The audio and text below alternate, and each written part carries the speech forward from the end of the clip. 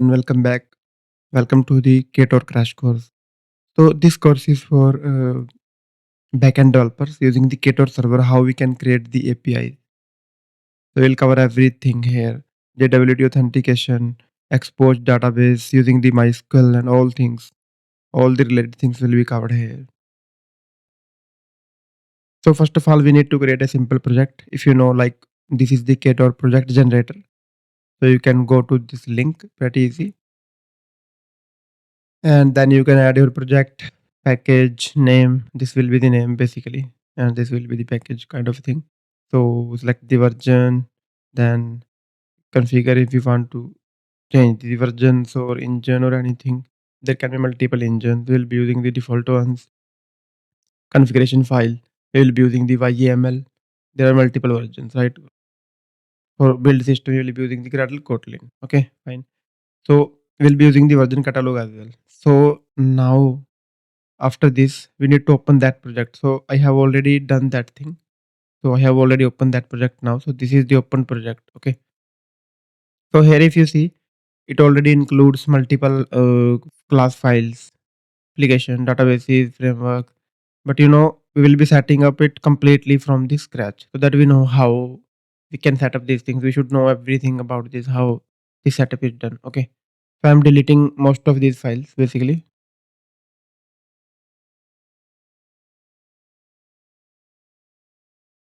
We are left with this application module. Let's remove it as well. Okay, cool.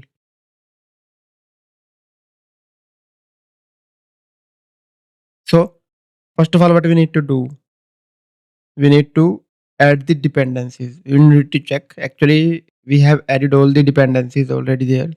So if I show you in this project, I have added these plugins. Authentication, we need to add these plugins. Authentication, JWT, content negotiation, export, Kotlin X serialization, routing. Make sure you have added all the dependencies. Okay. So let me provide you few introduction about all these dependencies. So authentication, basically we will be using the for authentication purpose server.auth. Authentication means to provide authentication and authorization. So basically it includes logging in users. So whenever user will be logged in, we will checking their identity. Okay. So that is the process of authentication. Check identifying the identity of a user. Okay. And verifying it. Okay. But then what is authorization? Authorization is like granting access to some resource. Okay. So this is authentication and authorization. For that, we will be using these dependencies. We will be using the JWT authentication. That is the JSON Web Token. I will be covering more about it when we will be moving to it, like setting up. Okay. So then we have content negotiation as well. The content negotiation is just for to navigating the media types between the client and the server. Okay, like if you have seen the like some API request, there might be like accept and content type attributes. Okay, so for that this is content negotiation is used. We can use for serializing and deserializing as well. Okay, then we have Kotlin like serialization.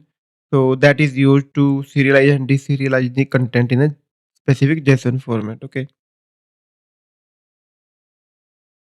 then we have exposed. Exposed is a, so if you see, that is the ORM system basically. Like in this Spring as well, we have Hibernate. Okay, if you know about Spring. So that is the basically ORM system. It is built on the top of JDBC driver for Kotlin language. Okay, it has two flavors, DSL and DAO. We will be using the DAO basically. Okay, and now let me give you one more thing. So if you see here in the resources, we have application.yml, and because we are using this approach, if you see, we are using the engine main approach. We are not using the embedded server. So embedded server is another type where we can specify all the configuration here by the code. But if we use the engine main, then we can specify configuration here in the YML file. You can see Ktor application modules. This is the main module. Okay, com.example dot application kt dot module. If you see this file application, it converts it to the application kt internally. Okay, and then this is the deployment port. Cool. This is about this setup. And one more thing. So for the export, basically, we will be using the MySQL. Okay.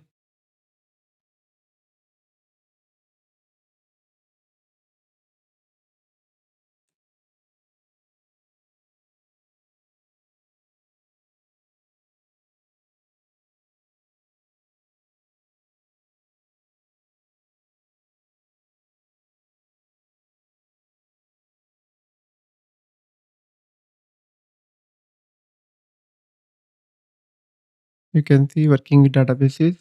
This is documentation. And here we need to add. So we need to add MySQL connector as well. Let's add that as well.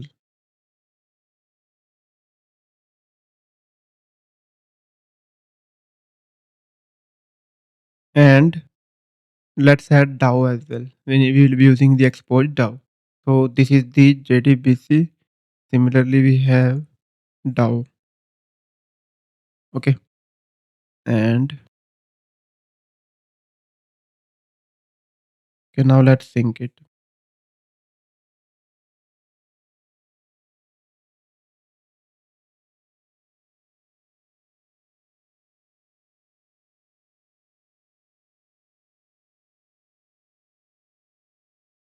I guess it's done. Now let's set up the coin basically. Okay. So let's create one package here. Let's make it DI. New Kotlin file. Let's name it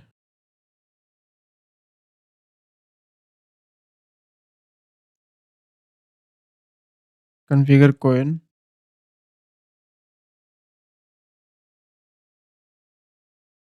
And this one we need to create. So this is basically a method. We need to create extension function on application class because we will be calling that method here. And this is again the on the application extension. Okay.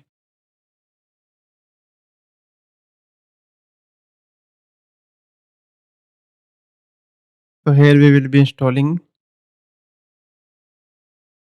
Koin and then slfj logger. This is for the logging already added. Now we will be adding the modules. And now let's say we'll be providing all the list of all modules, repos,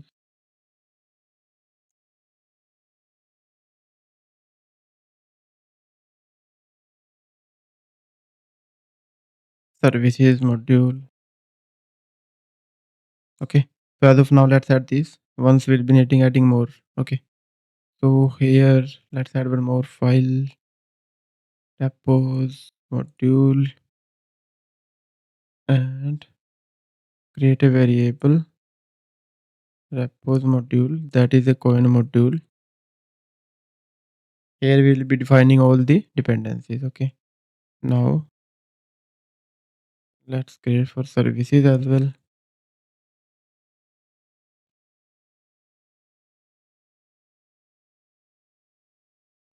Okay.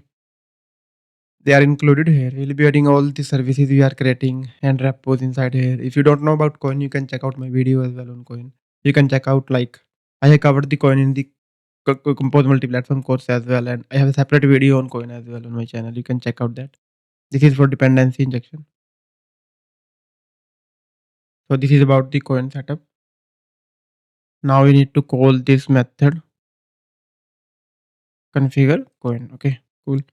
So now let's set up few things about the exploit. Okay.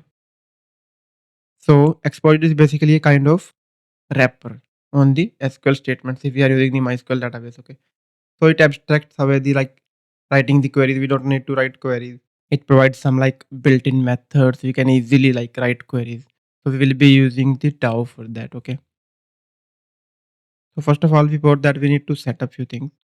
So after adding these dependencies, we need to do this setup. And for that, if you see, let's first of all pick up these variables and add them inside the YAML file from the configuration file. Okay. Database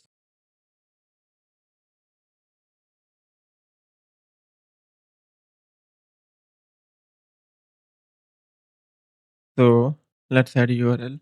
In the URL, we need to add this URL. Here we will be adding our database name. Ktor blog API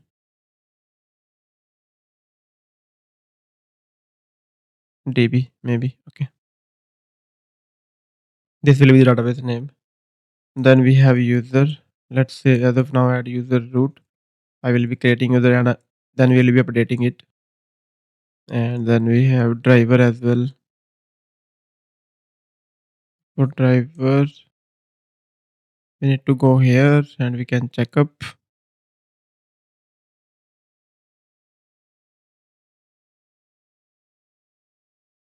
Okay, and again this is indentation based. Spacing should be at each level. It should be similar. Okay. If you see I add more space, it will not work. Spacing should be at second level. It should be like if we are using the tab, it should be tab for each item on the second level.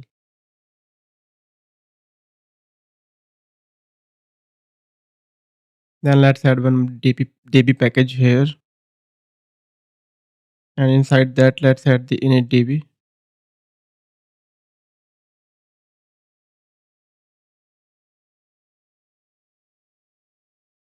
Again, it will be a function similar to this one.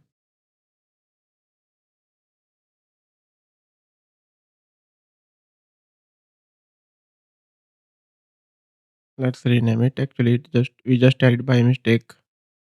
Simple class. It should be Kotlin class. Okay.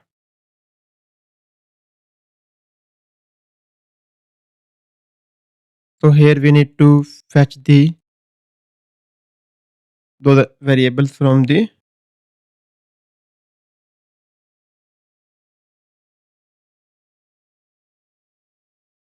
if you see from configuration from the application.yml file .config dot property. Here we can add that. So dot by dot. So label by label we need to add the dot. So first of all we have the database dot URL. If you see database dot URL.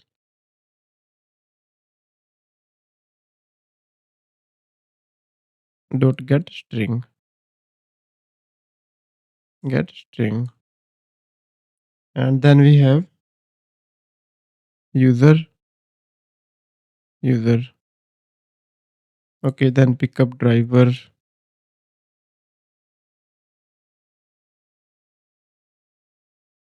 And then one more last variable, that is password. This one we will be adding in the environment variables actually. Then we will be reading it from system dot get env here. So we'll be creating something like as of now. So we can add this key in the environment variable, and there we can set up that password. Okay. So yeah, this is the setup. And now what we need to do is db is equal to the database dot connect. Inside the connect we need to pass the URL, user and driver.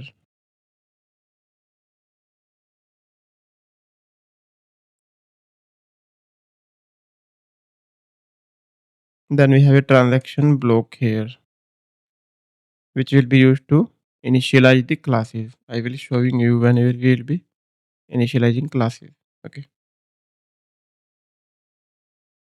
This is for the init DB.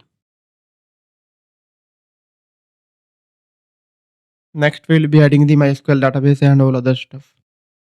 So next step will be like creating the MySQL database. So for creating the MySQL database, we have multiple options. We can directly create it from the command line, or we can create it using the MySQL workbench as well.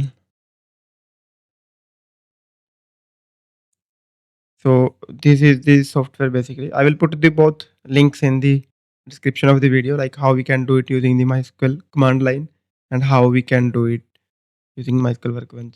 So we didn't need to download it for like whatever we have, like MacBook or Windows or whatever. After downloading it, so then we need to run few commands which I will be explaining you. As I have already installed this, so I will be just opening that and showing you how we can do that. So first of all, after installing the MySQL, we need to start the MySQL server. Just make sure MySQL server is started. Okay.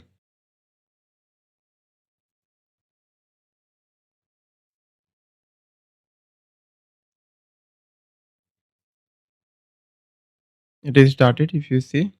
Okay. So next step will be open the MySQL Workbench. So here you see I have multiple connections. If you will be installing it, after that there will be no initial connections here, right? So for that you need to create the connection, clicking on it, adding the host name, username, password, whatever you want to do. Okay, connection name you can give it a name as well. Then you can test connection as well. After that will be done. So then we will be like able to, suppose for me, like I have created like one with the root user without password. Okay, so I will be opening this. So if you see, it has schemas options, schemas and administration. We need to open the schemas. It will show us here all the databases. Okay, so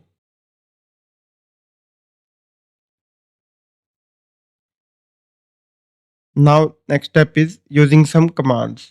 Okay, so we need to use the create database.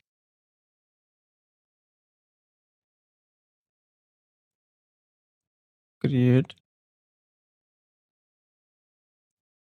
database.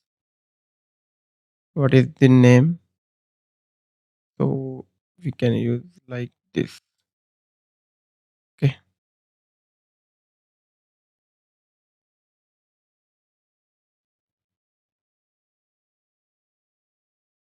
that's it. So let's run this command and then we can update it, refresh it, and we will see. Yeah, database is here. This is the database, but it has no tables currently. That I will showing you how we can do that. And after that, we need to create one user as well.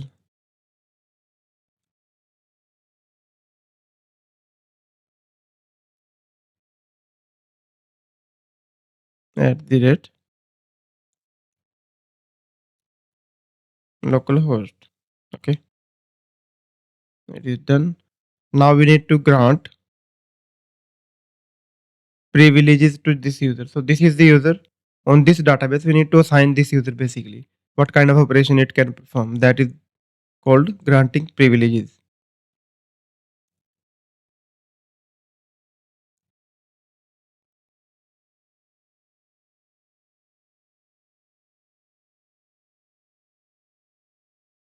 On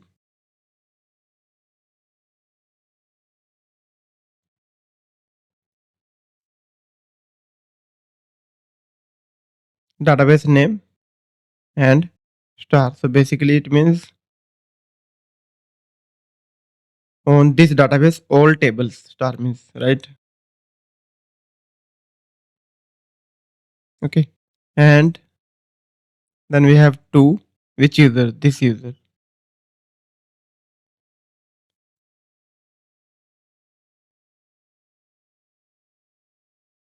Okay, so let's do that. I have an error in SQL syntax. Grant all privileges. Maybe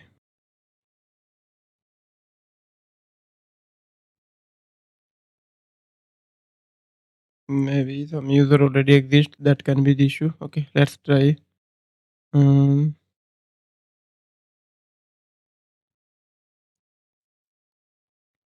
let's try creating the new user with another name. So user one, and also we can one more thing we can add here. Identified by. We can specify password as well here if we wish. Okay.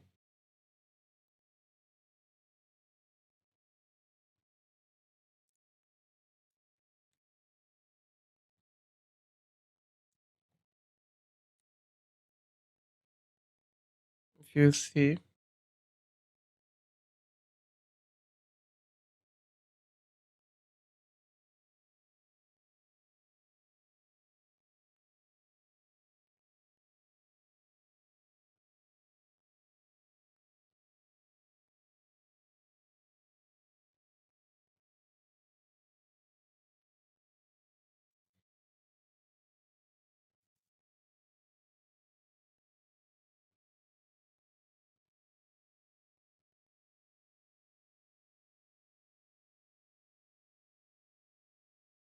let's say 1, 2, 3, 4, 5, 6, because we need to assign password as well. Okay. This is our password. This is the user. Okay.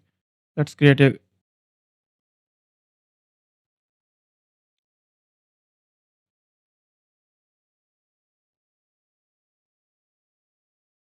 maybe these users already exist. Yeah, it shows an error. Okay. So now this is our user. After using this command, we need to grant,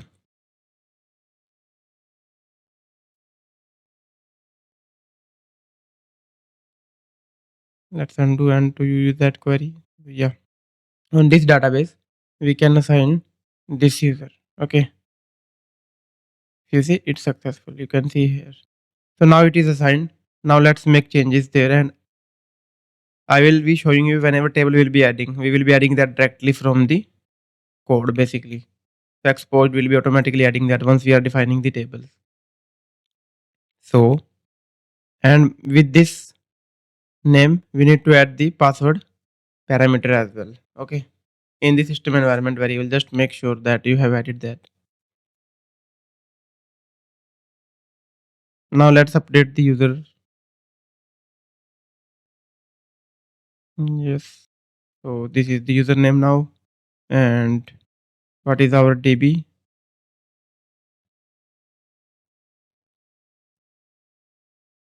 This is our DB name. Okay.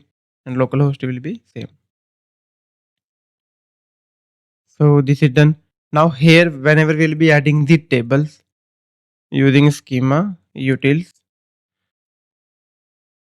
dot create, here we will be adding the tables and it will automatically creating the tables in the DB. I will be showing you.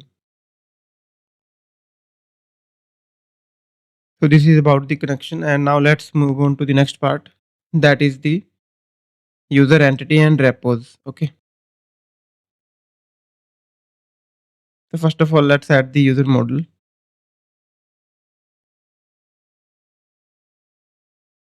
Let's add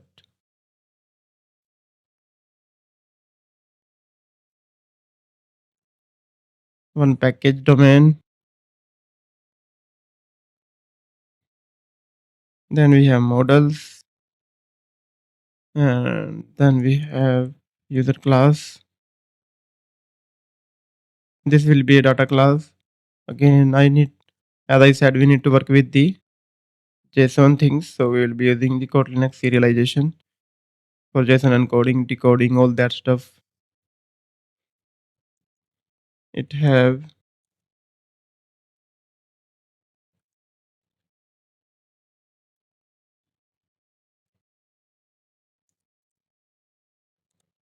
username and ID.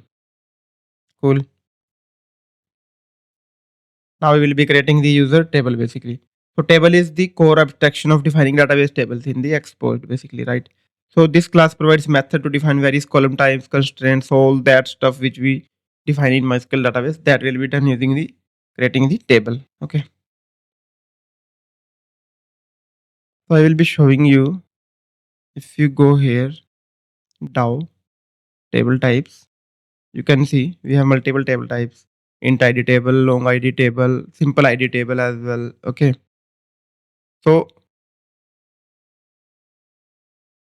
how it is different from DSL basically, we have two ways in the export working with the database, DSL and DAO.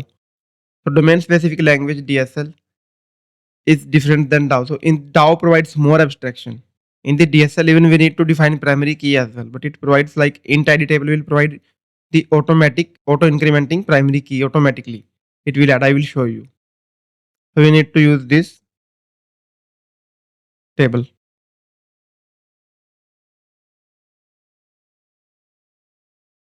So inside the DB, let's add tables.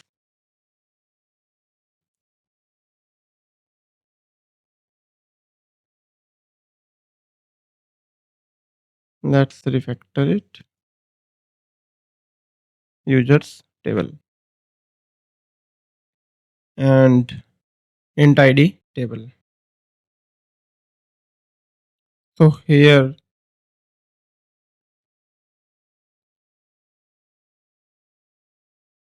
we need to use username, this field, and this will be of varchar and how much size. Let's say 50 characters length, 50. I mean,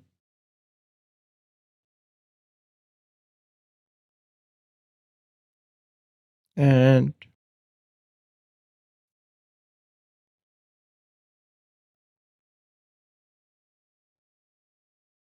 it will be a varchar and length will be 50 characters. Okay, and then we have password. Password field will be varchar again, and its length will be, let's say, 100, or let's say just use 50 as of now.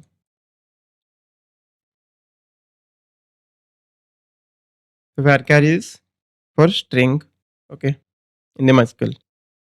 So this is about defining the table. Table is defined now, and now what we need to do is here, as I was mentioning, schema utils dot create users table. How many tables we will be creating? We will be adding them with the comma separation here. It will automatically then add them to the MySQL DB. Okay. So now let's do one thing. Let's just initially try to run and see if table is created or not, or if we have any error or not as of now. Okay.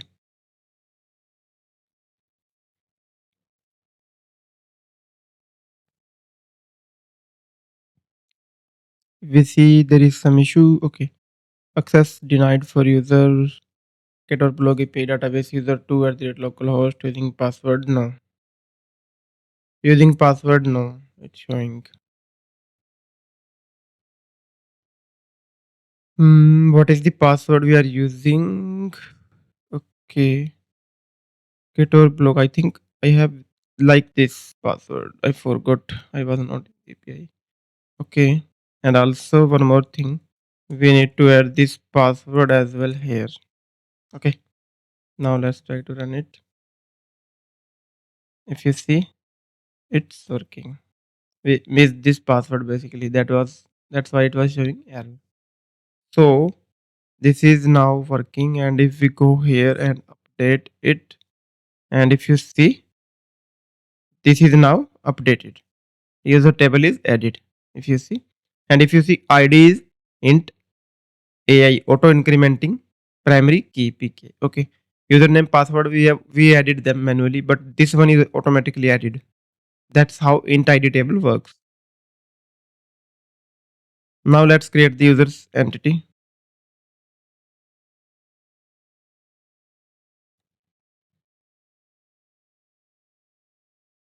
Entity is basically for the mapping.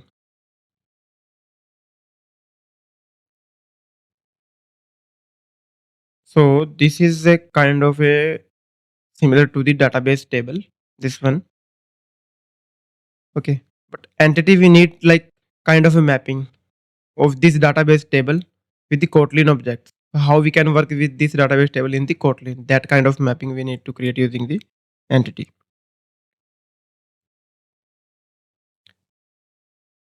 Here we need to define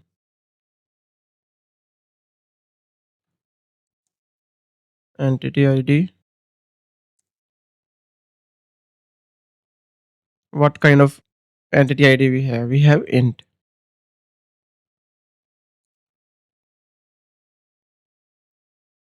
This one. Okay.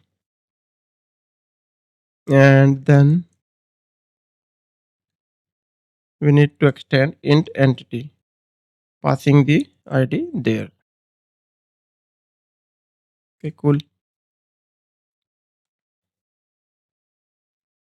Now this is the syntax of defining this. We need to add the one companion object, int entity class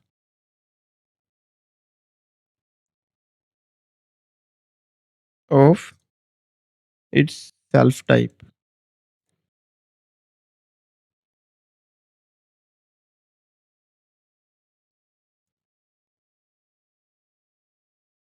like this. And here we need to pass table. And then we need to define its fields. So username, we will be using the delegation here basically by users table dot username. How it will be providing these values? They will be automatically delegated by these. They will automatically provided whatever are there in the users table.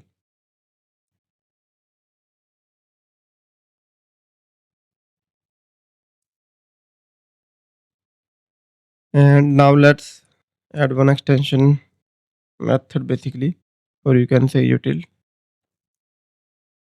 We need to convert this user entity to the user.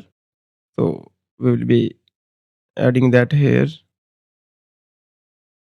id dot value and then username. This way we can create the entity as well for the mapping. Okay. Now let's move on to the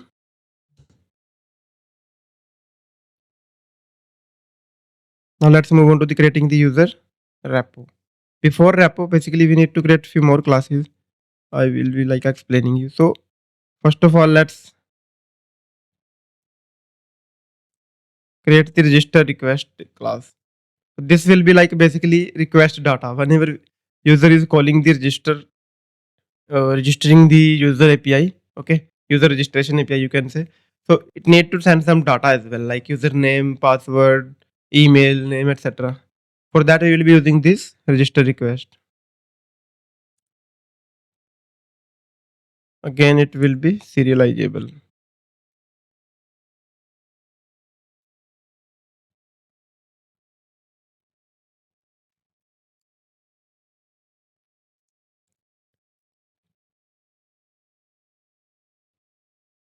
So basically, we will be needing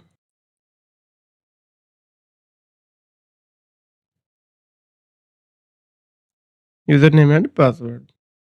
Similarly, we need to create login request as well.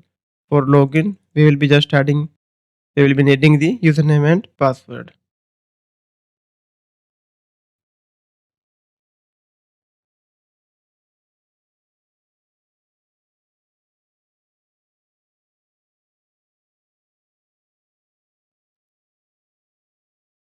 Oops, there is something wrong. It added the package double. Okay, this one we need to remove. Okay, so if you see, it will be saying like why we are creating multiple with the same arguments or same fields.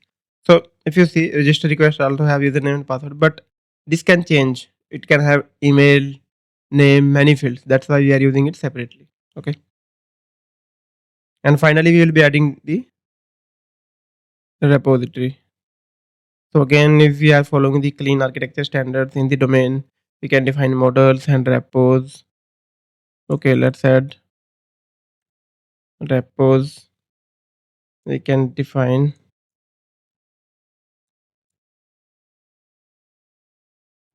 user repository. Again, we'll be defining the interface first and which methods will be there.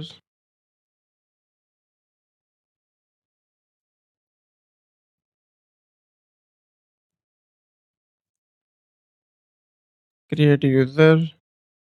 It will be accepting the request, register request, and returning the user. Nullable might and then we have get user by ID.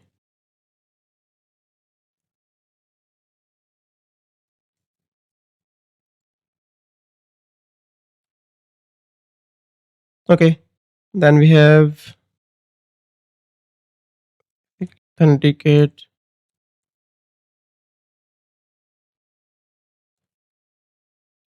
accepting the login request and returning the user. Then we have hash password. So basically, we don't save the plain password in the database. We save them as hashed password. We calculate the hash of that and then save it.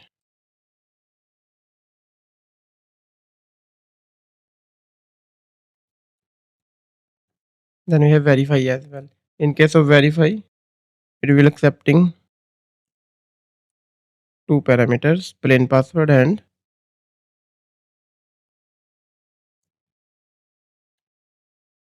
hashed password, and we will be comparing them. Okay, and it will be returning boolean.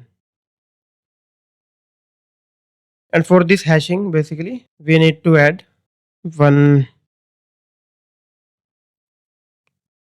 encryption library JBCrypt.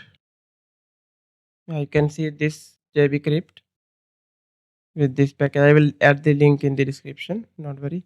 Latest version is 0.4. Let's see how we can add it.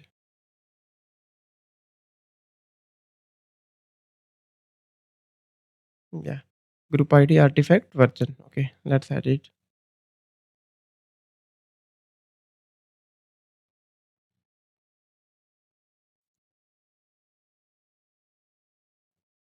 So what is group ID?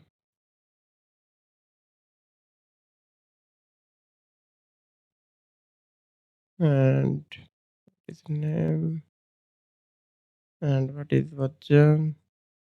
Okay, 0.4 is the latest. Let's sync it. Next part will be, so for running all the transactions, we'll be creating one utility. So in the exposed DB, all the transaction, if we use the transaction method, so they will be like synchronous. They run synchronously on the current side, so they will be blocking basically.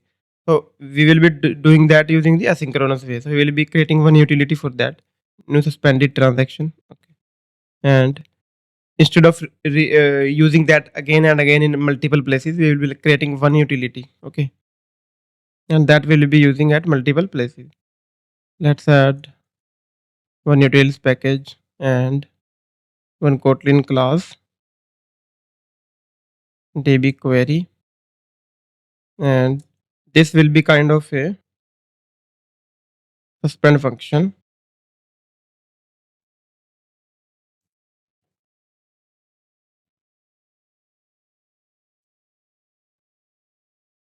So this will be a suspend function, and we will be naming it DB query. Okay, it will be accepting one block that will be again suspend method.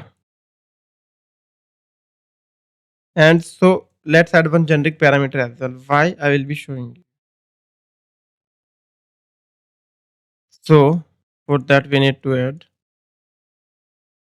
that parameter here.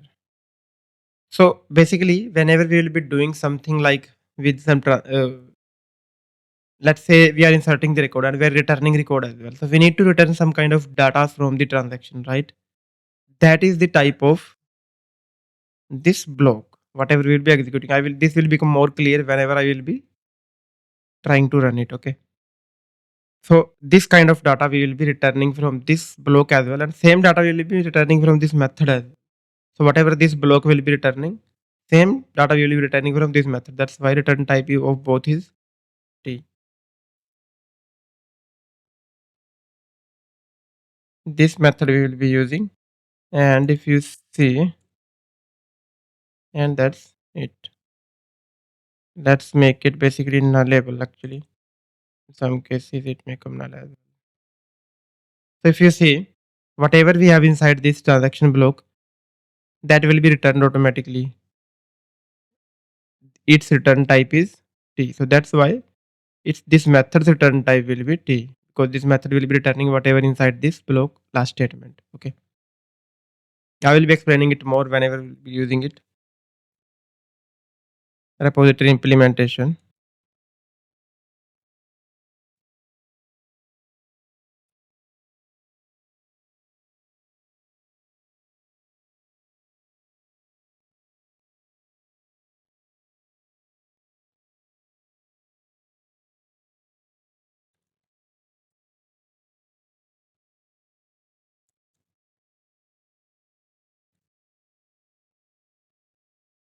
Okay.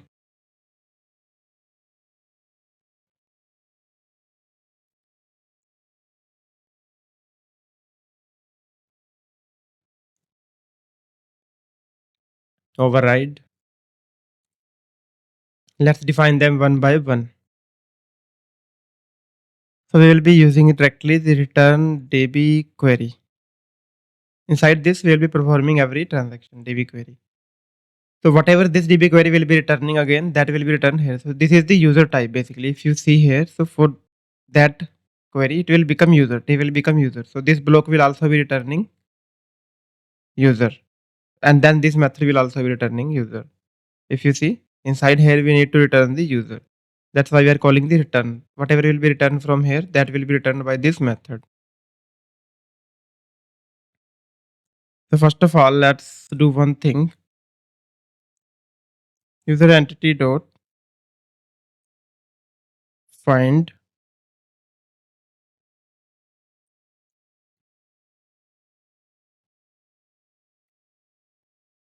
user stable dot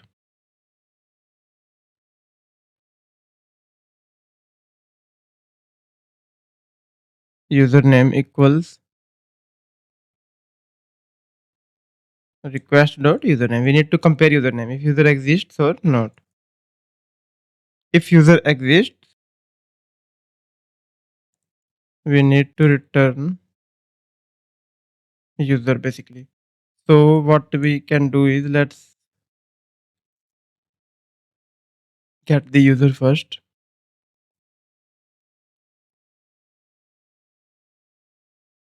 If user is not equal to null, let's return. So this is the basically returning something else. We need to call first or null as well here. If you see now, this is the user entity, and so for that we calling the extension method on that. Okay, this will be returning the user. Now if you see one more thing, this is the suspend method. So we need to make all these suspend as well.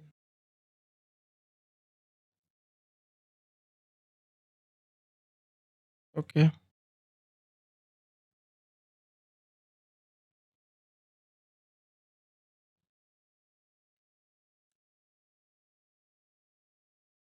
Override, suspend. I think this one we can avoid making suspend.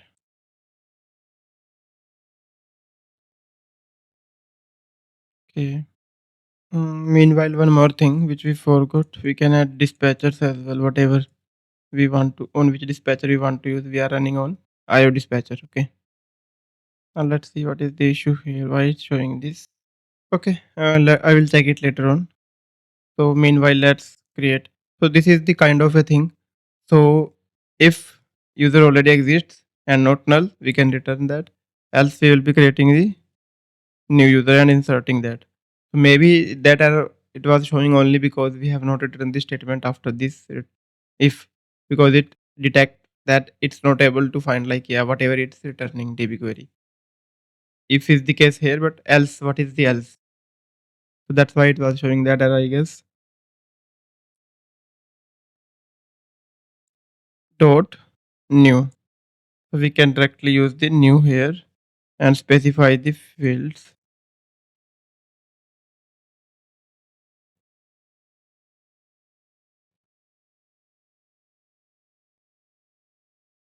Okay.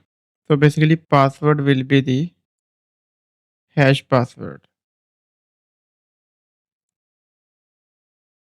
And now so first of all, let's provide the implementation for hashing the password. It's pretty easy. We will be returning the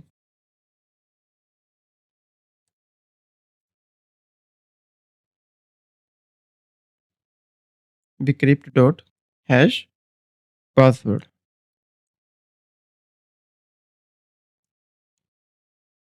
And it will be using some salt as well. We are not hashing with plain password string. It will use some salt as well. This is for security purpose. As of now, you can understand salt.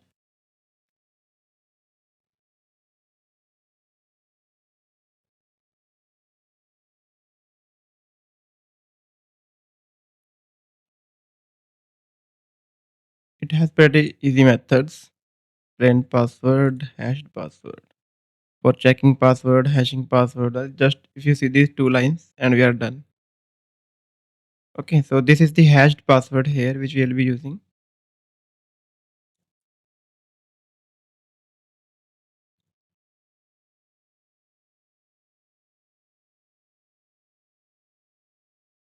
And then let's say if it is not null, we will be returning the it dot username, it dot password.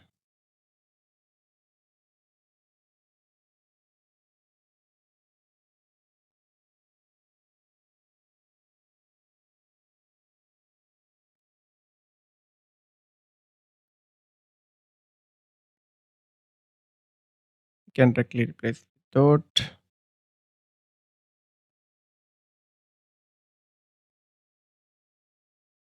id is type int. So maybe here we added int already.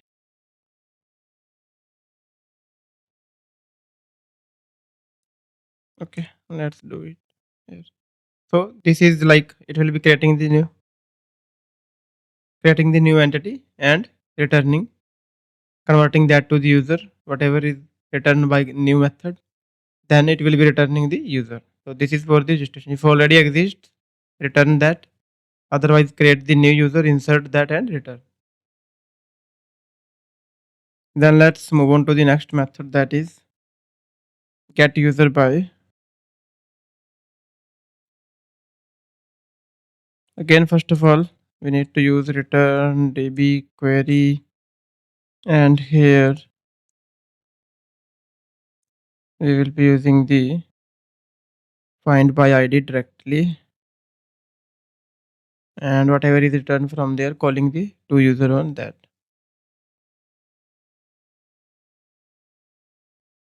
Okay, so it will return user entity, and on that we are calling directly to user. That is our extension method. Then we have authenticate. So inside the authenticate, basically, again, let's first of all add db query, and inside the db query, let's pick it up from here.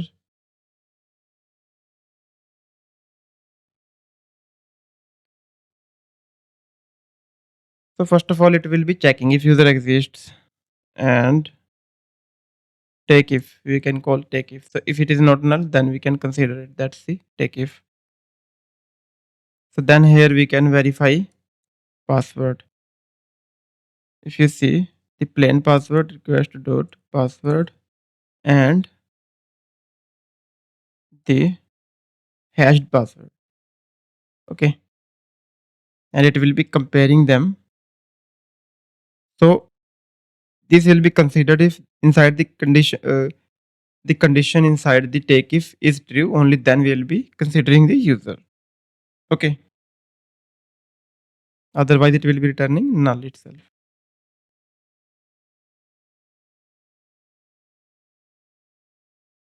Dot if this is not null, we can return the user.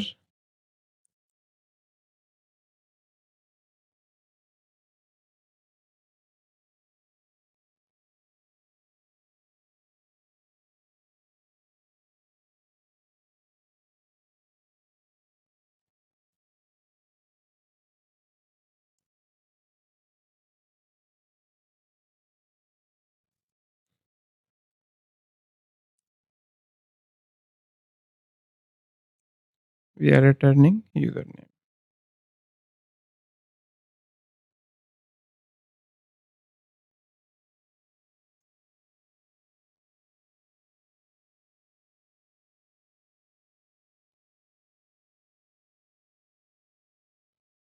Yeah, take if is condition will be here basically. My bad. Yeah, like this, like this. So if this user, it will be only taking if this condition is true. Verify password is correct. Then it will be considering this user, and if this is not null, still we have applied a check here, and then we are converting it this user to the our return type user. Okay, this is for the authentication. So that's it about the user repository implementation. And now if you see, we have repo module. We can add that repo here. If we need singleton instance, we can add single. If we need factory instance, we can add factory. As of now, let's add the singleton.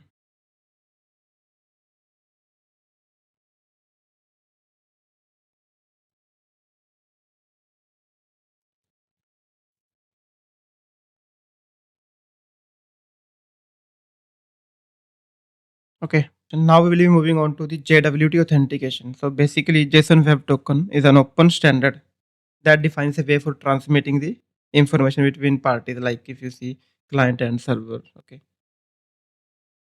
So that information can be verified and trusted since it's a signed one. So basically, Ktor handles JWT passed in the authorization header using the bearer schema. That is the schema you can say. Okay. So basically, what is the JWT flow?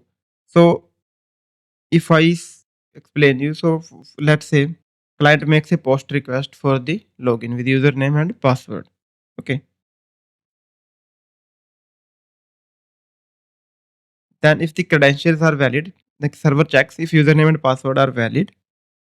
Then it generates a JSON web token and it signs that whatever algorithm we have specified there. Okay. Then it sends that generated token to the client. Okay. Then client can now make a request with that token in all the upcoming requests. Let's say if need to use the user info, it will be passing that token in the info. And if then server again will verifying that token. If that is not expired and that is correct, so then it will be like providing the response. Otherwise, it will be accordingly responding like you are not authorized, not found, whatever we are want to return there, right? That is the flow of JWT basically. So that is kind of security purpose, because if we have applied the JWT token on some APIs, then user cannot access those APIs. No one can access those APIs without the token first. First of all, he need to get the token, then he can only access the API. That is for the security. Okay. So first of all, we need to specify the JWT config file. Let's specify that.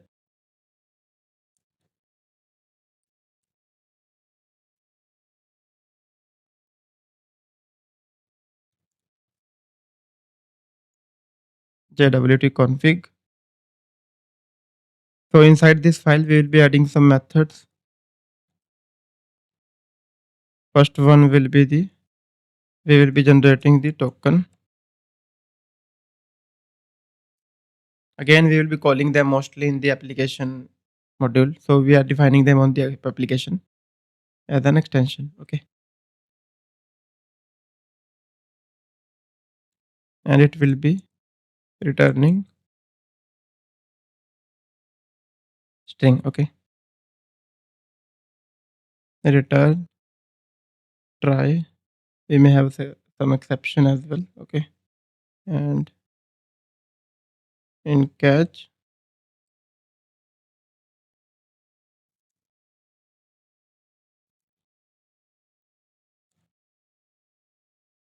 we can print stack trace and directly return null. So first of all, we will be getting the some environment variables. Like we need to define one secret. Okay. I have added this already value. if you yeah. So basically, this with this key, we need to add one environment variable, that is the JWT secret, that is used for encrypting the password. You can add your secret inside the environment variables. It should be like, it's better if it can be like uh, long enough so that it cannot be decoded. Like it should be like, okay. Then we can define some things in the application.yml. If you see domain, audience, serial. Okay. So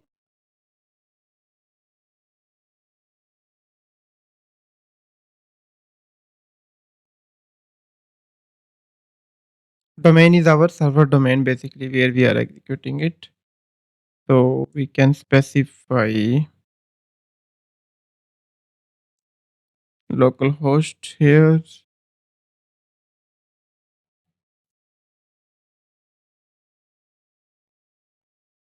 Okay. Where we are running. Then we have audience who will be using this token. Let's as of now specify client.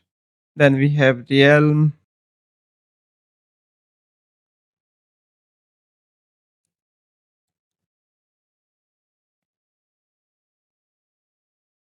And we have issuer as well, who is issuing the token. Again, we have like this server, because server is issuing this token. Okay. Then finally we have claim field, which field from user entity we want to use for claim. I will be showing you how we can use them. For JWT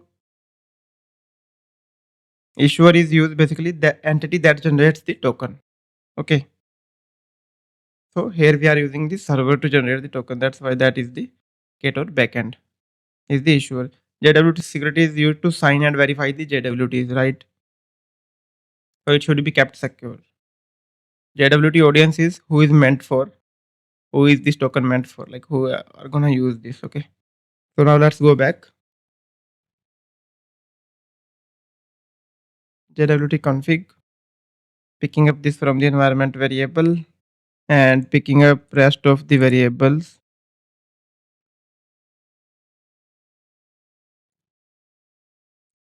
from the environment application config.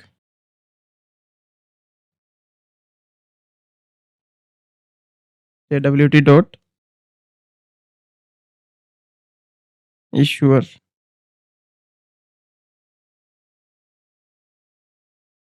Yeah.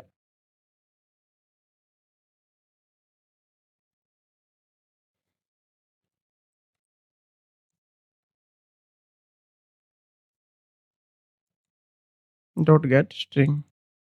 Then again we have other ones. Audience.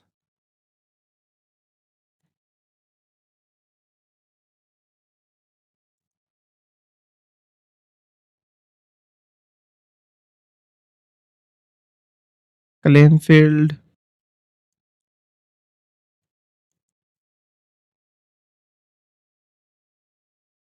Okay.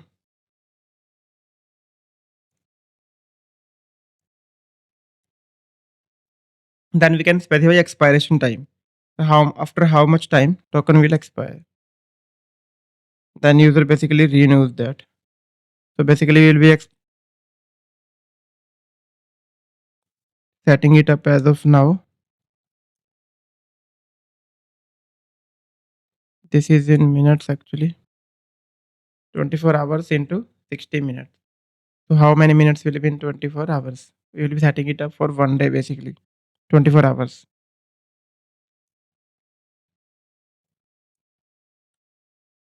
So if we want to make it in millis, we need to multiply it by 60 and then multiply it by 1000. It will convert it in milliseconds. Okay. Now what we need to do is JWT dot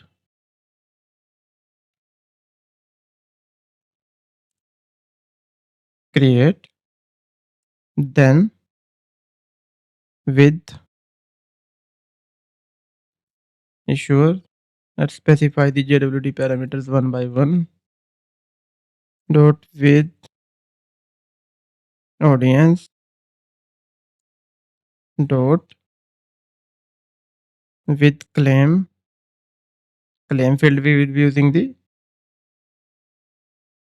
user ID. We will be claiming like identifying if user is correct or not on which field? User ID. Okay.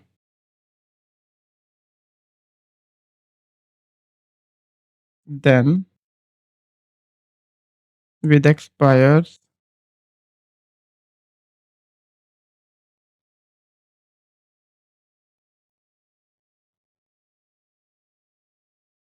yeah, so with claim, this is the claim key, and then we need to use the field as well. User dot ID. And that user we will be getting here, because after we know like user is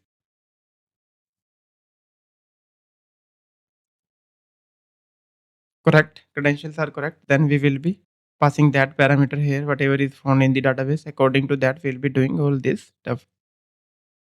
Okay, for claim, we will be using this field, user ID. That is its value, name and value. Okay. Dot with expires at, we'll be converting it into the date.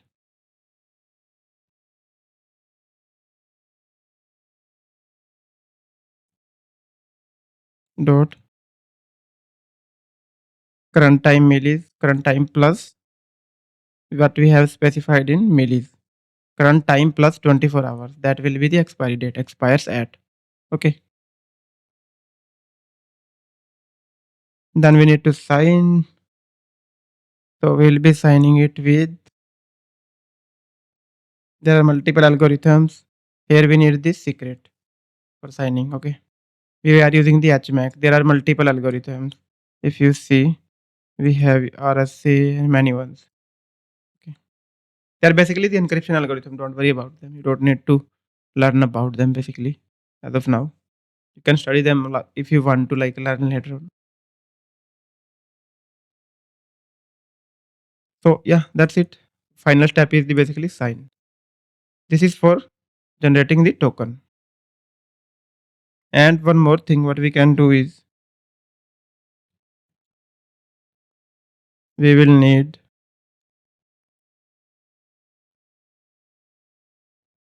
verifier as well. Let's define that as well here.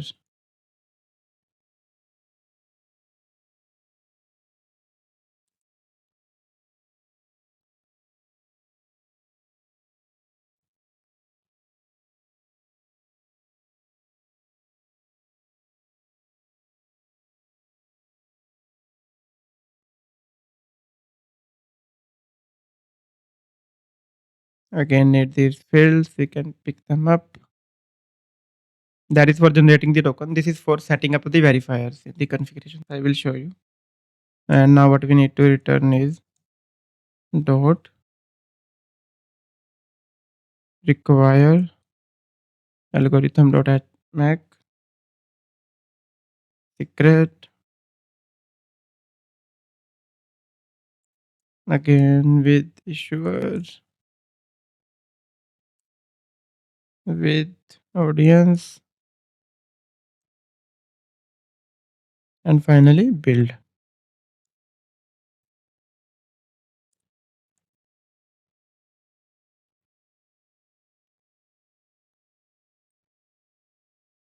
Okay, the two methods are defined. Now JWT setup is done. Now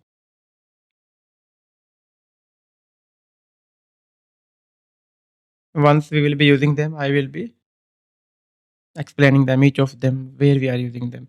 Next, we will be moving on to the RESTful API user service. We will be creating the user service basically.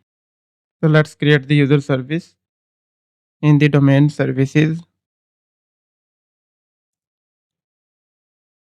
Let's define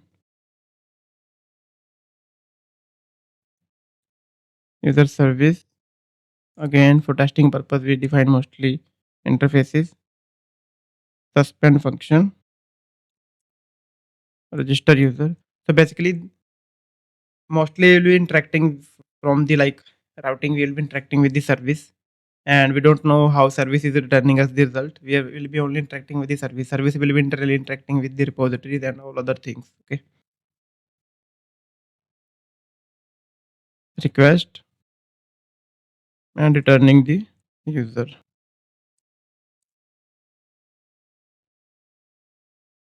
Then we have login user, and it again have request,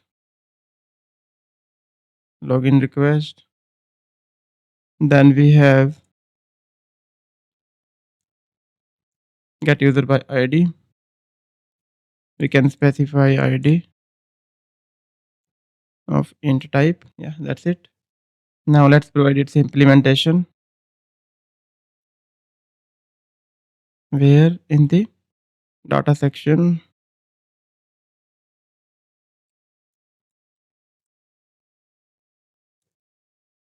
services. Again there is some mess up happening here. If you see, first of all, let's move that here. Then deleting this.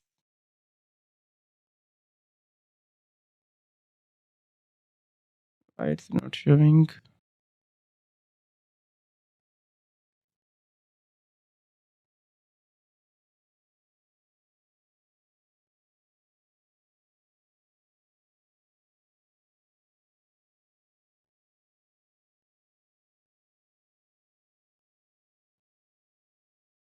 You see, here we need to move that repos, and let's delete this.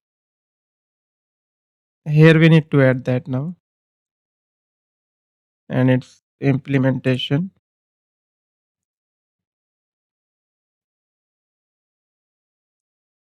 Override, override. And here it will be basically netting the user repository. Okay. It will be automatically handled by dependency injection once we'll be defining that in the here single service, and we'll be calling the get here. If you don't know about like how this dependency injection works, you can check out my course on dependency injection as well, Koin, in the Compose multi-platform. So you will have an idea about how this Koin works. And also one more prerequisites for this course is you should know about the basics of Kotlin. And I have already course on the YouTube about the Kotlin full course. So you can check out that. I will add the description in the link. Now let's come back to that part. We were here. So here we need to just return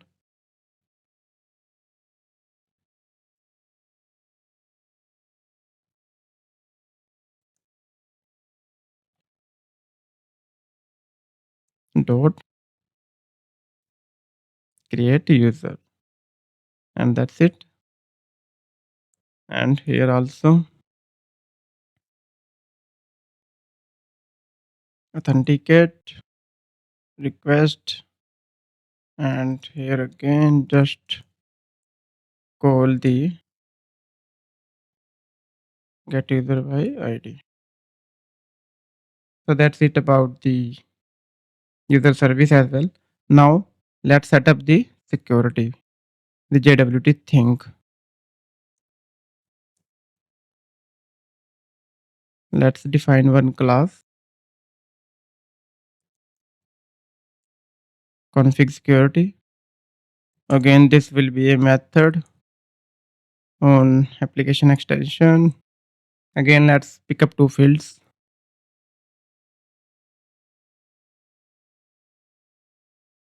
JWT claim field.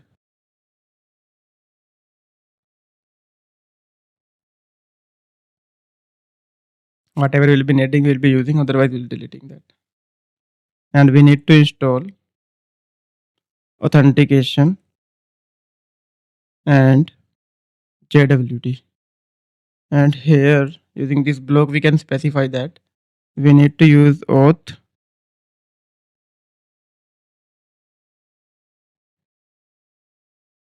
JWT. Okay.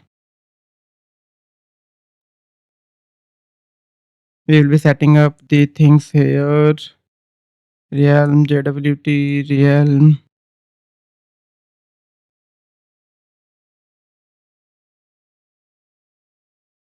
Let's pick it up.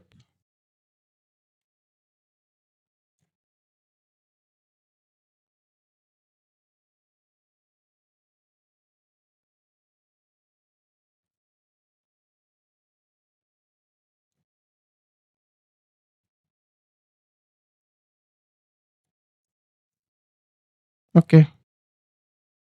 Setting it up. Then setting up verifier. Here we need that verifier which I created. Okay.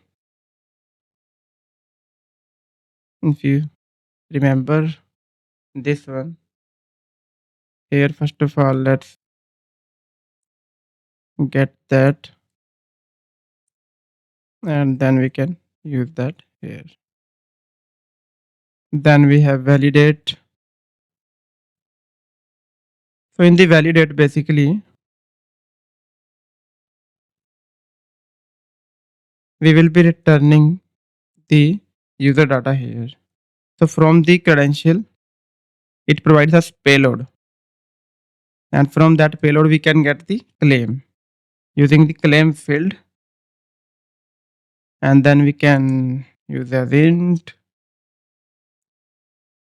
So this is the validation part. Basically, it will validate if whatever in the payload. So user has sent data in the API. From that, it will be picking up the claim if it is correct, right? Getting the claim, and then accordingly, it will need user service.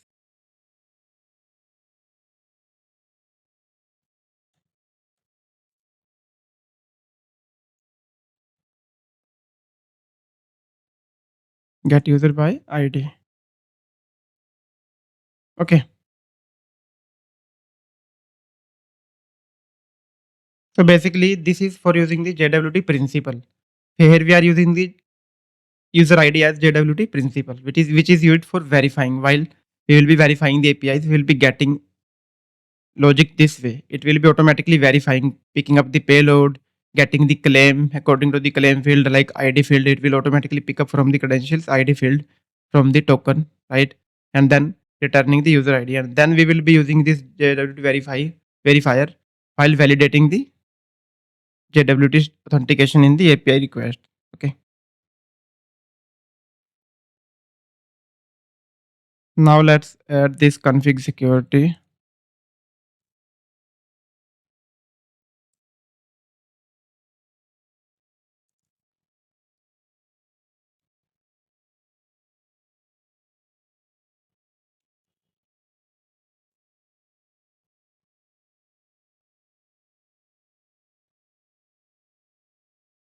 That's it. Next, we will be moving on to the blog entity. So let's continue with the blog entity. Now we will be moving to the blog. So basically in our project, so there will be two tables, users and blogs. We are working on the blog. User can get the list of blogs, add blog, update blog, delete blog. Okay. And user can register and log in as well. So let's add the blog model.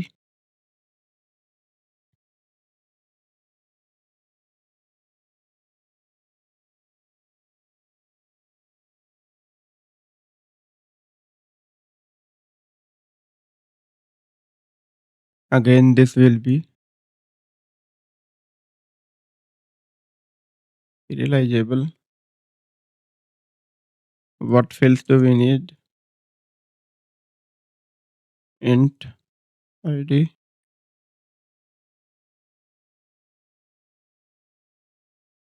title,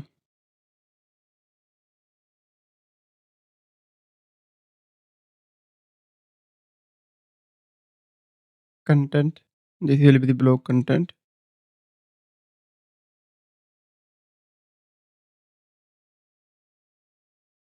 Then we have author ID. Then let's create the blog table.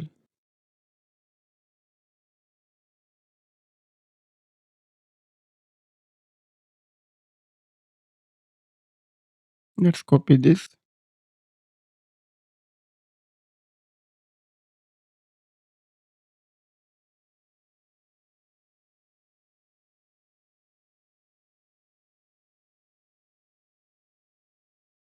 So by default, it will create name from this before the table, but we can assign our own name as well, right? So it have title. Let's say 100 cats long. There is no unique content. Then we have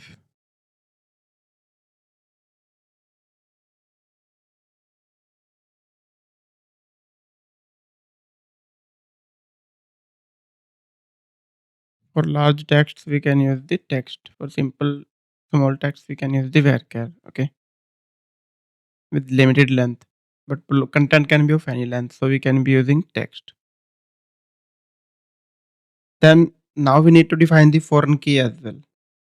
So basically, in the blogs table, who created this blog? That is the foreign key, author ID, user ID, you can say. So we need to define that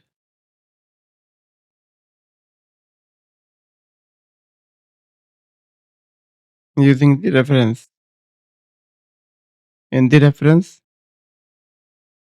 we define the field ID, author ID, then foreign, which table it will use user's table ID.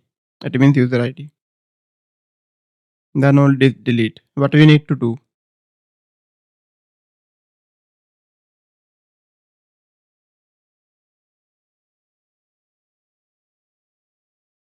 Option dot cascade.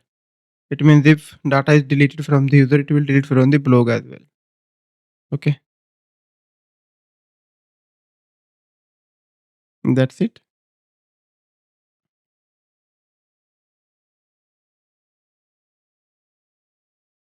Now let's go to initdb.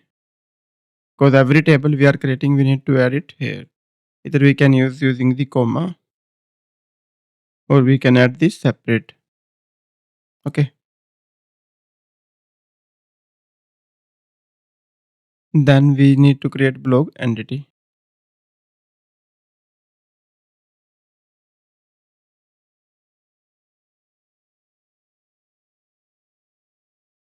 So for blog entity, what we need to do again, it will be the int entity.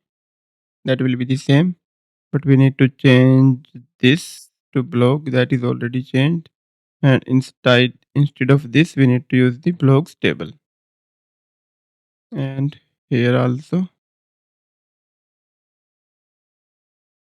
title, content,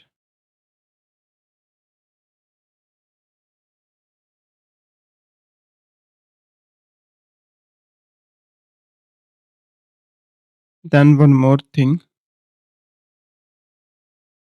author, which we defined as reference by user entity,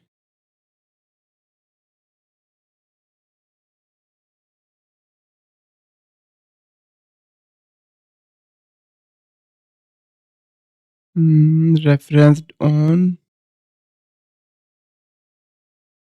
blogs table dot which field author.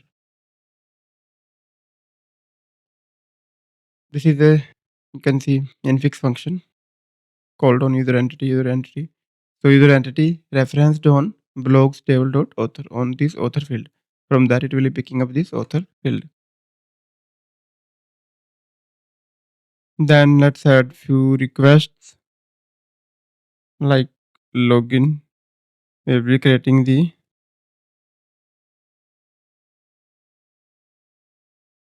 create blog request. What will be passing while creating the blog? Title, content. Cool. Then we have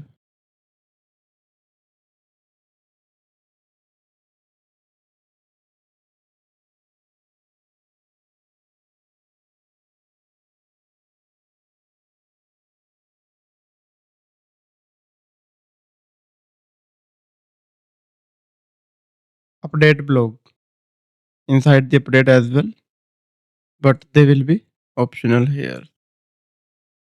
He can update one but not another, or maybe he can update both. That's why they are optional. And let's create the blog repository. Domain, repos, like user, let's create. So basically, first of all, we will be finishing all the core logic, entities, models, repos, services. Finally, we will be moving on to the routing, defining the routes and creating the API. Okay. So which methods we need to define? Get all blogs. It will be providing a list of blog.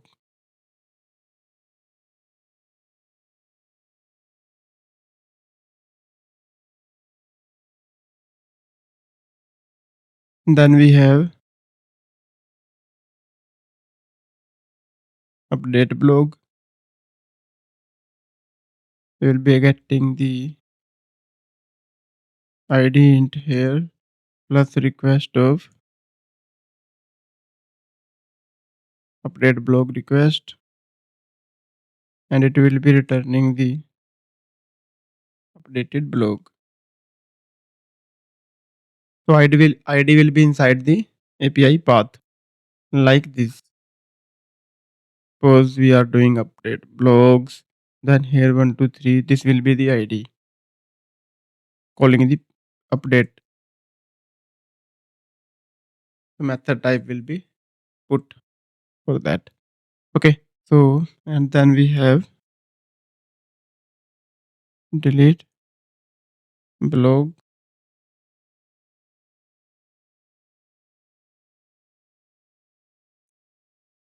Here we need author ID and author ID. It will be boolean. Again we forgot create blog request. Then let's provide its implementation.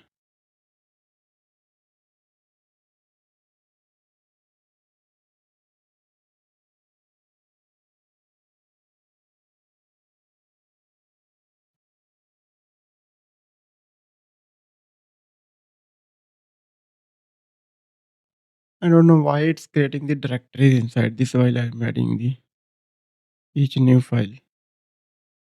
Earlier it was not used to do this thing. Maybe something is wrong with this.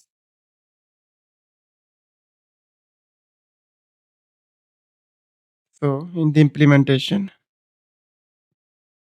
let's make it class.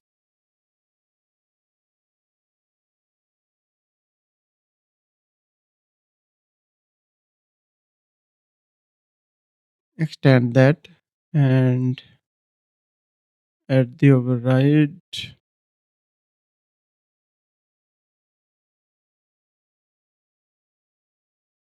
Oops,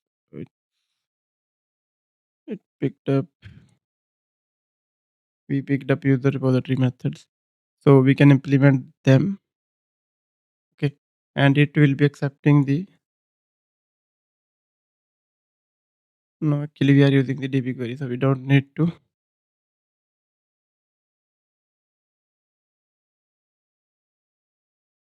accept anything. Yeah, the dependency. Okay, so blog entity. We have all method for getting all the list. Then we will be mapping that. So this mapping basically each time we need to convert it to the blog, we can create some util function, I guess. But we can do that later on. So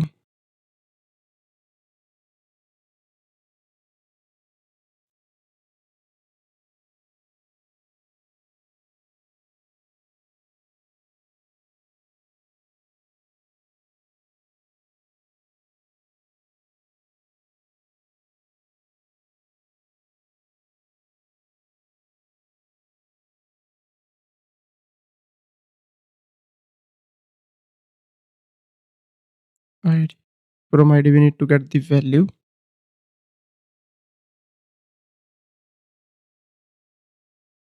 Then author ID is string. Instead of string we can use it int. Okay.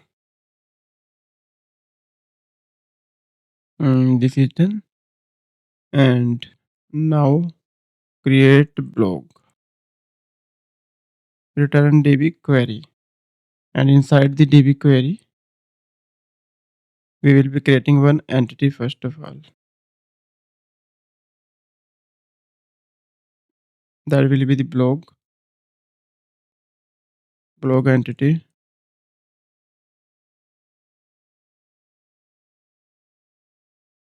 dot new. This way we can create new entry.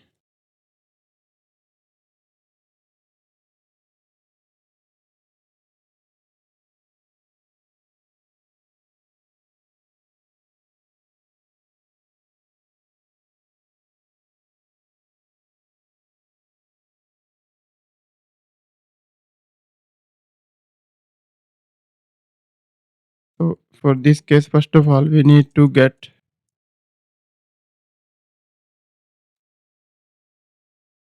author value as well. So how we will be doing that? We will be getting that from user entity dot find by ID.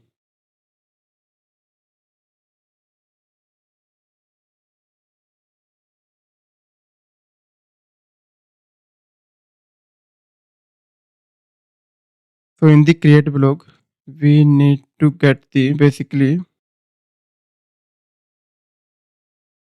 author ID.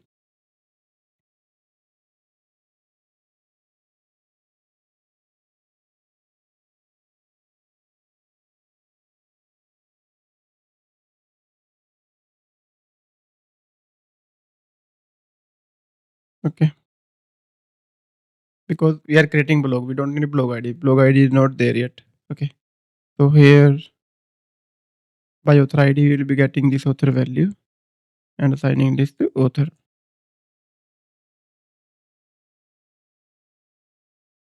This is it. So this will create new entry.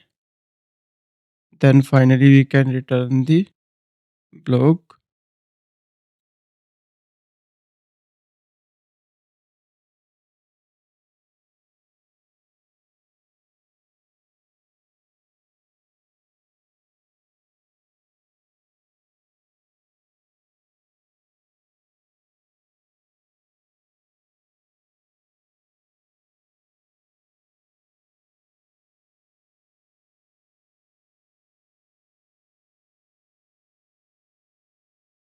One more thing, if anyhow by default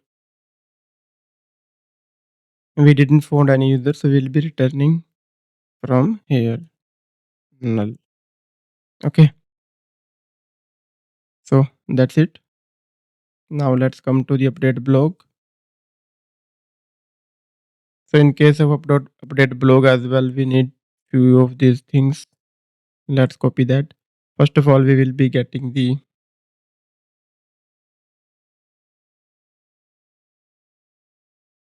one more thing which we missed. So this author ID, we need the in that as well.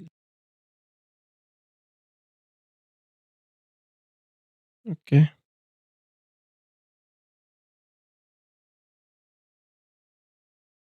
Here we'll be getting the author value, and if it is null, then we will be returning directly.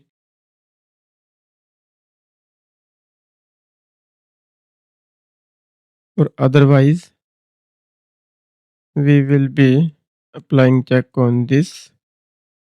If it is not null, we will be proceeding only then.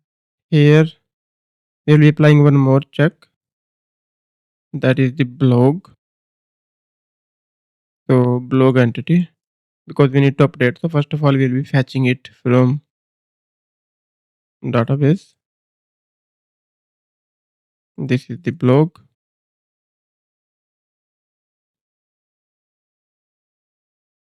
Then we will be updating whatever is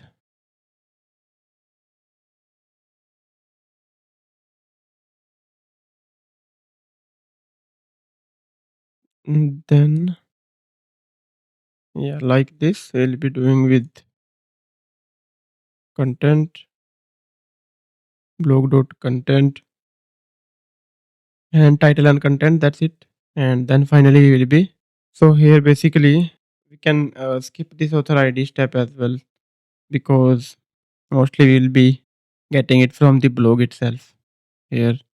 So we can skip if needed. Okay. So basically here we will be getting that.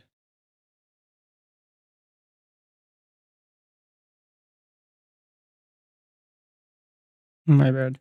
So let's say if blog is not available, we can return. And else if blog dot author dot id dot value, if yeah, we need this author id now basically. So because just to verify if this blog id belongs to this author, yeah, we need that. My bad, is not equal to author id, it means it's updating someone else blog data, we will be returning. Okay, otherwise we will be updating and finally returning the blog. Okay, so that's it. Finally we have delete blog.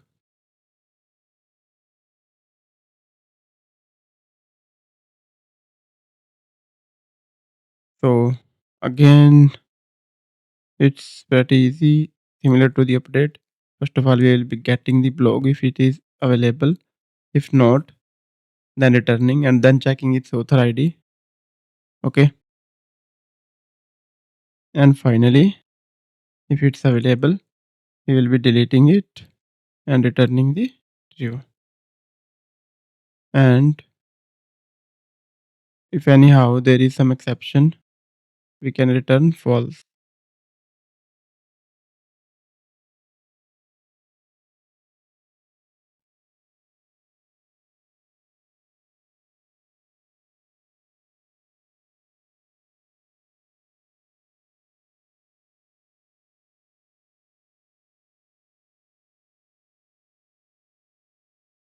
It's not nullable.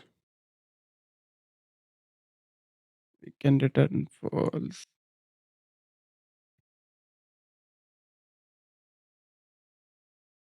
Because we have defined the nullable type here in the DB query. If you see, that's why we need to apply if it's true or false according to the with equal.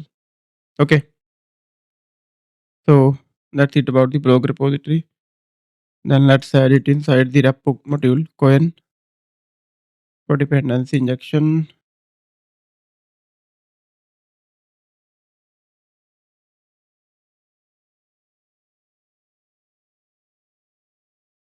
Okay, cool. Now let's finish the blog service as well, similar to the user service we created. So let's define that. We will be picking up that from this basically, where we have defined this in the domain repos. Again, this issue. I think recently we have some issue with the recent version of IntelliJ IDE, I guess. Not sure. Okay. So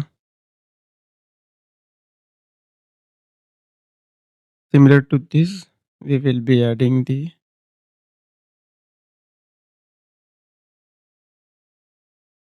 service.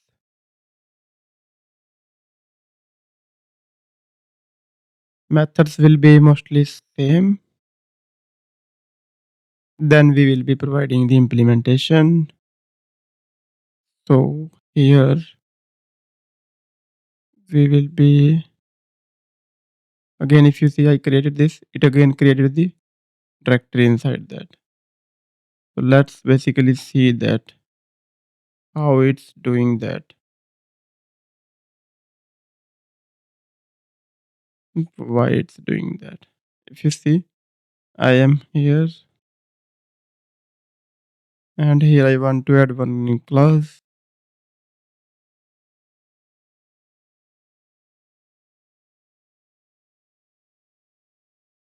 Yeah, we can copy paste, then it create that directory basically.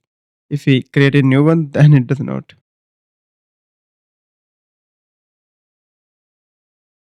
Okay, no worries. Let's copy this. Method will be same. Okay. Now let's provide its implementation. Let's copy it and let's come here. If you see now, it will be the destination package. It's by default showing this. That's why it's creating the directory inside directory. Let's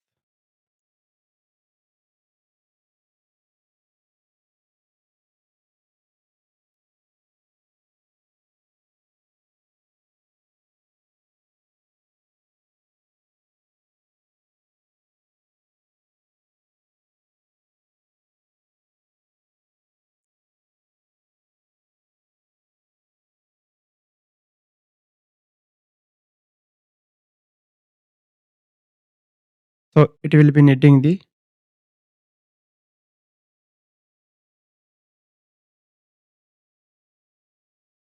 blog repository dependency and just calling the methods.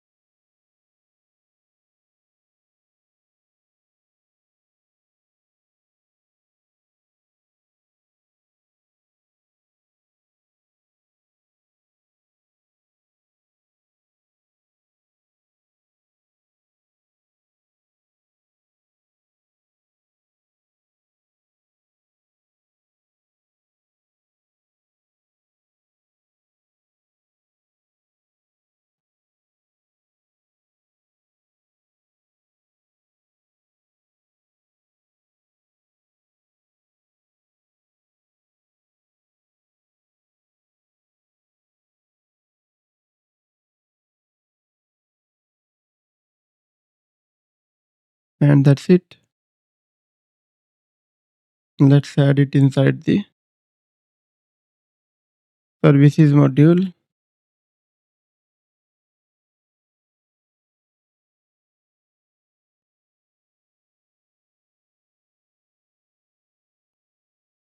Okay.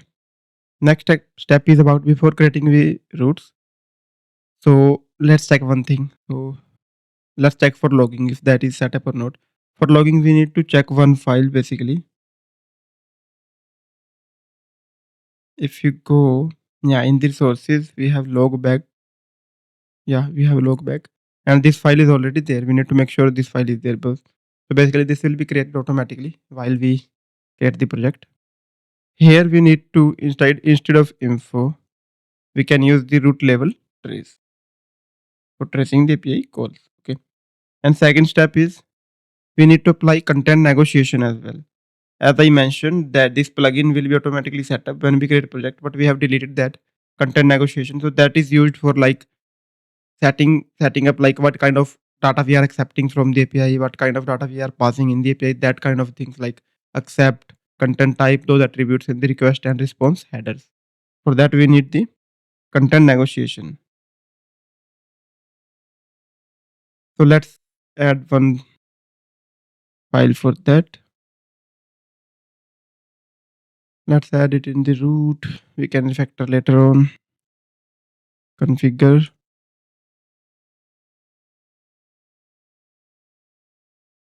negotiation. Content negotiation.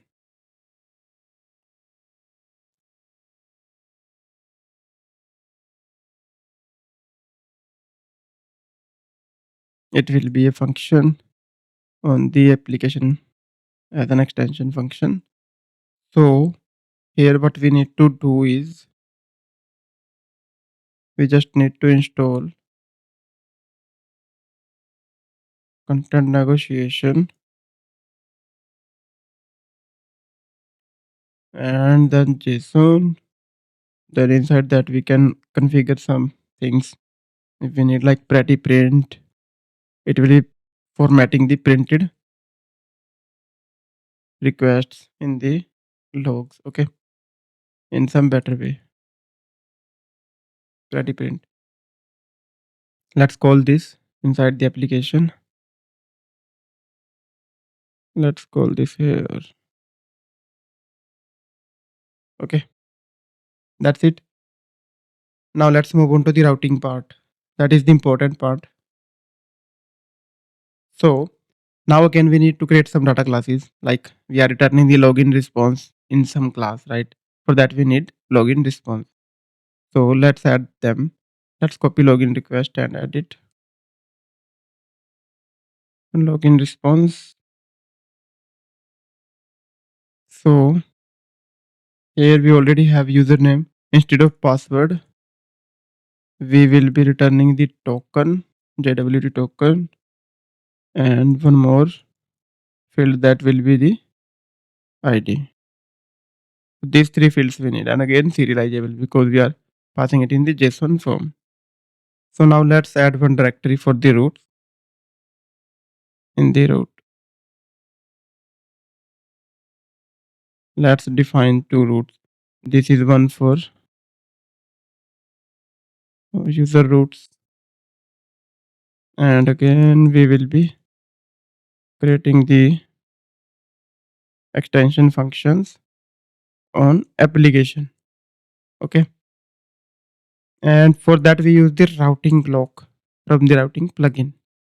Inside this we will be defining whatever route we need to define.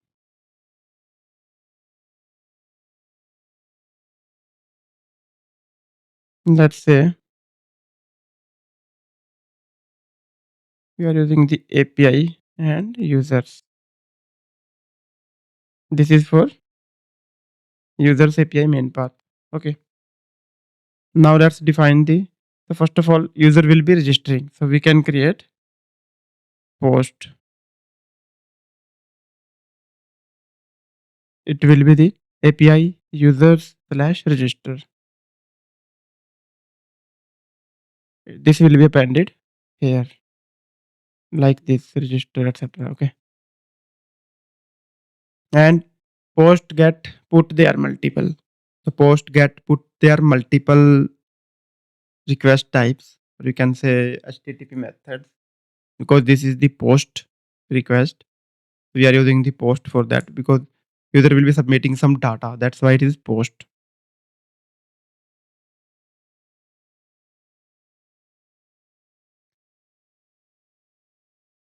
So we will be creating the request here from call dot receive.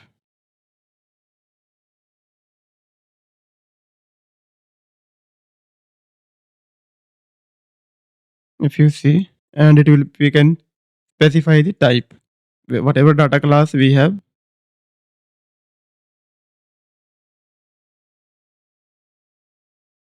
We have receive method here, and here we can specify to which data class, of which data class type we are accepting the data. So we are accepting data from a register request.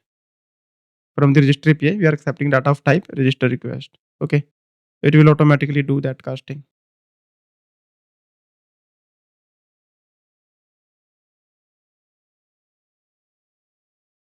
Cool. Then we can get the user service.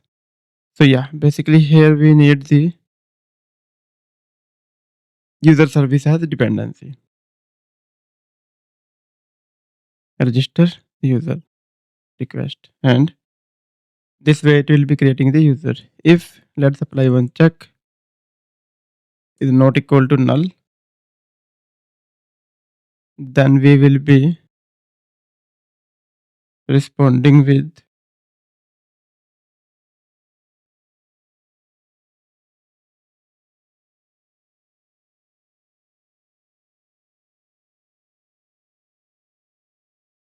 proper created status code.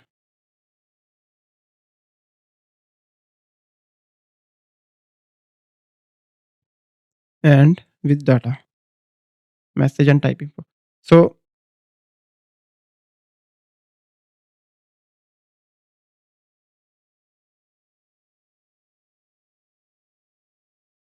if you see, we receive data using the call.receive.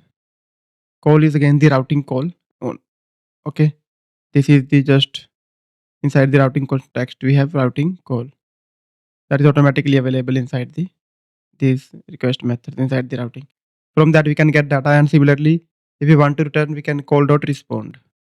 This is the status created and then data. Else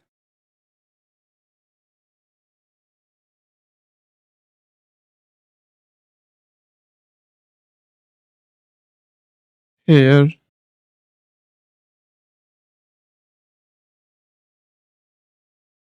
we can specify conflict.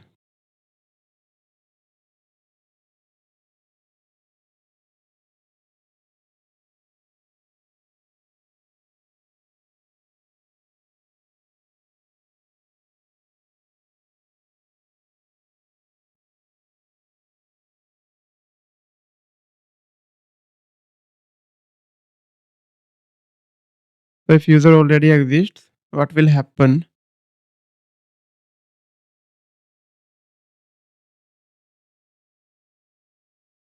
It will return null.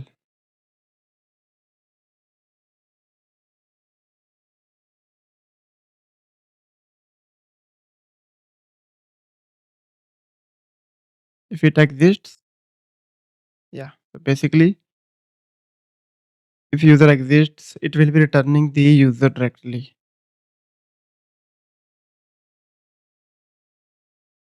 But what we can do is here, because we are creating it, so we can return null in that case. Because if you see, if user already exists, so we can return like, yeah, user already exists. We can return null here. With that username, user already exists. You need to choose some another name. Okay.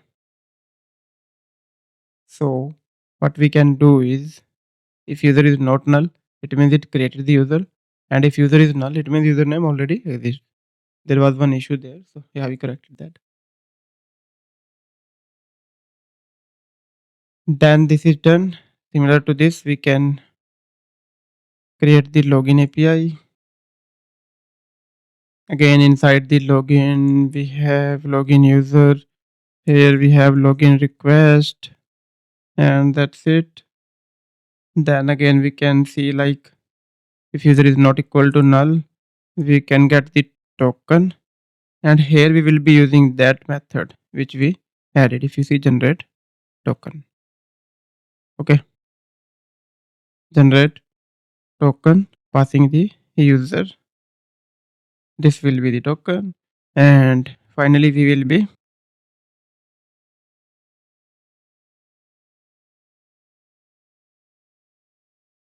returning the responsive token is not equal to null. We will be returning with the login response. Which fields we have in the login response? ID, user.id to string. Then we have username dot username.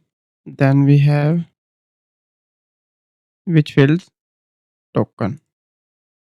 So here we will be creating the token, and from the next API calls where we have added that token, like we have applied the check of that token, we need this token to be returned. Otherwise, API calls will not be authorized.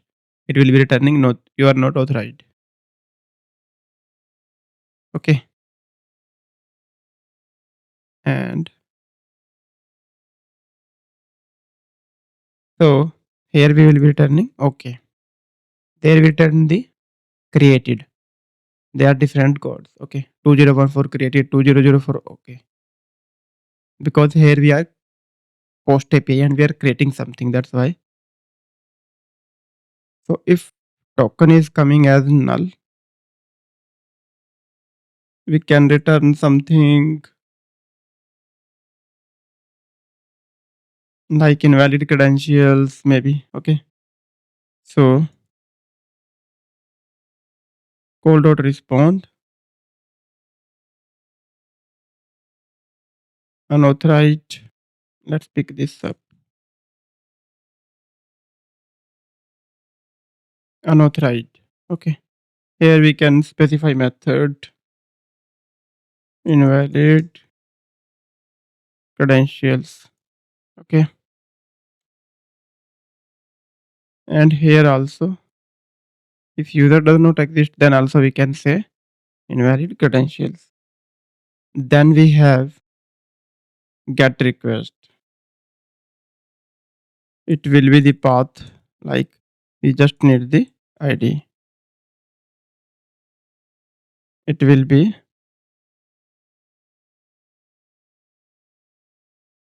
this ID/ID will be added in the path. So this root path, this is the top level, this is the main root.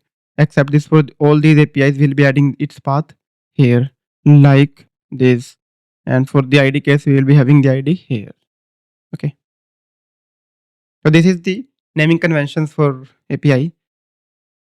These plurals we can use like API slash whatever we are working with users. So user slash. So if API will be same, path will be same. For the get and post, path will be same sometimes. Because but only the methods will be changing. If we have get, we will be having this path only. We are getting the data. Similarly, we have post for user login and the register. We are creating the separate ones, but in some cases we can have just the same path but with post. Okay. So here, so if we want to receive the parameters, we use the call.parameters.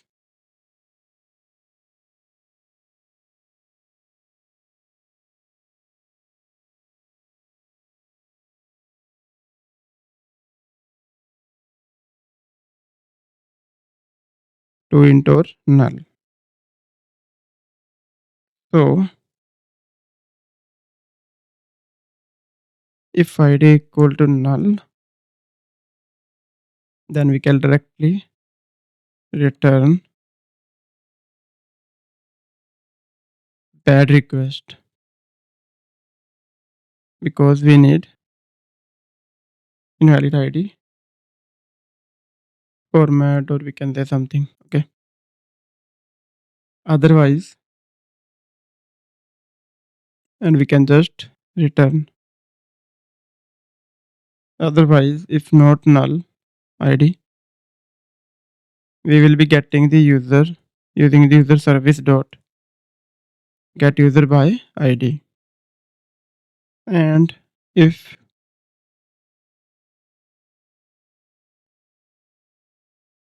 user is not equal to null, then we will be returning okay and a user. Else we will be returning user not found.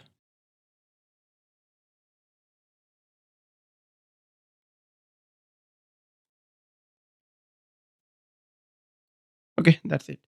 That's it for the user API. We have three API: register, login, and get user. And this user routes we need to add here.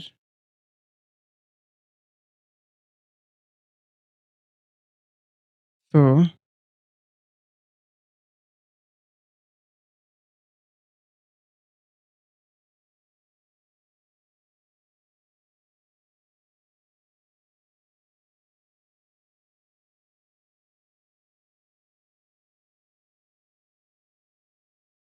okay, then we can have blog routes. Okay, for blog,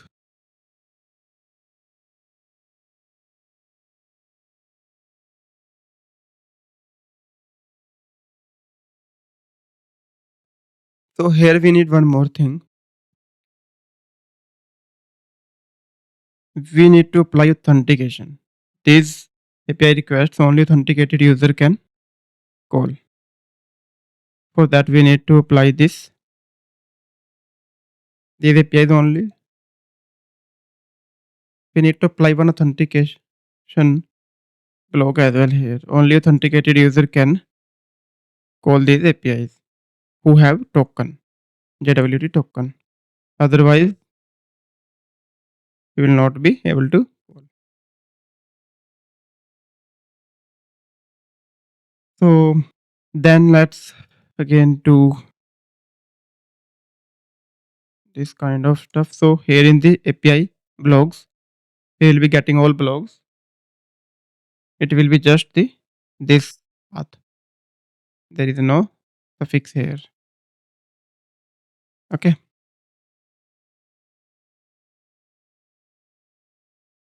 So blogs. So here we need blog service, not the user service.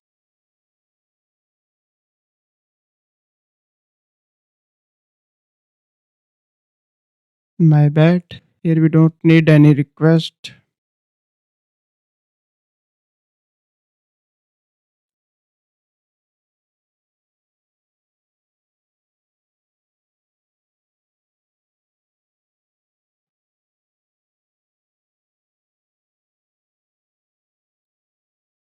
Okay.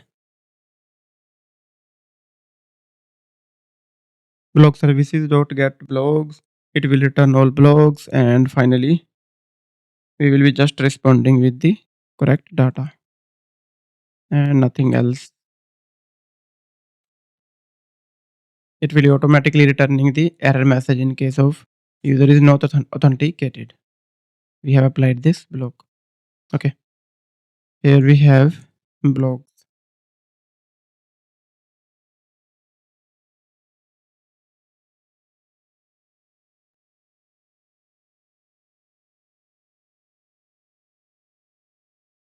Else we can apply some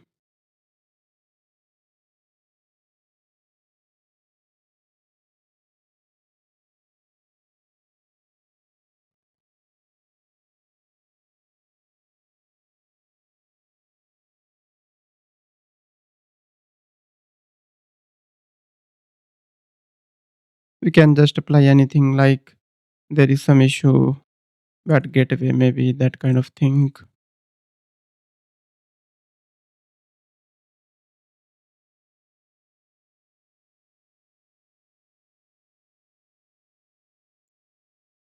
Okay.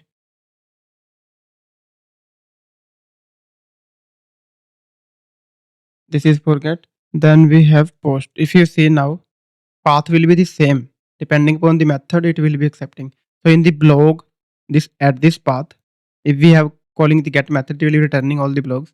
If we are calling on the same path, post method, it will be accepting the blog request and creating the blog.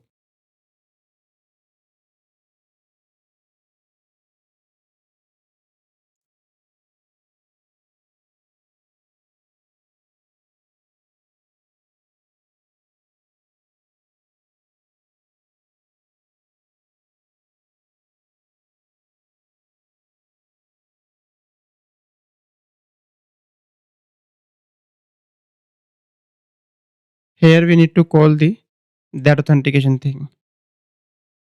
We will be calling the principal and its type will be the user.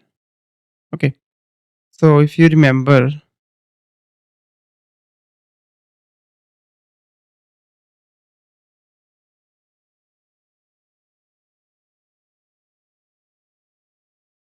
this thing, this validate, this will be returning the principal, something to use for authentication, and it will automatically picking up ID from the credentials. Okay. And then getting the claim. It will picking up automatically using the token basically, not the ID. And then using the claim according to that. And then the claim field. Okay. For the claim field, it will be getting the claim and returning the get user by ID. Okay. From the payload, it will be automatically getting that thing. And that similar thing will be, and that will be returning the user here. That logic will be executed here basically for authentication. If user is not equal to null, then we can create the blog. Create blog.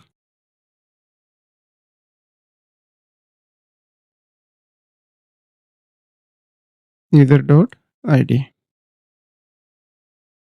And finally, if created blog is not equal to null, we can return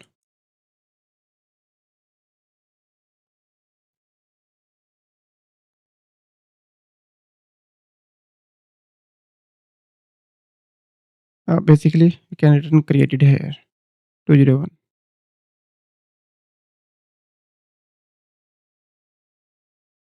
Else we can return conflict if blog already exists, or maybe something else. Fail to create blog, something like that.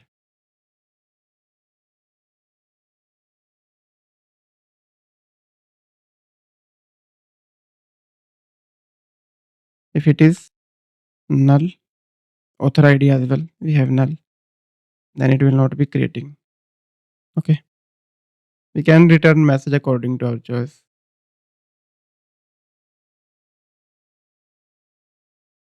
And in case of this, also we can return if user is coming as null, unauthorized.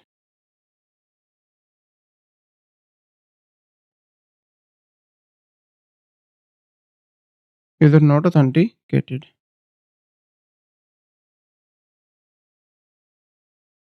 This is for post. Now we can similarly we have for put. Put means update. There we need some ID in the path slash. We can specify request parameters here. This ID. Okay.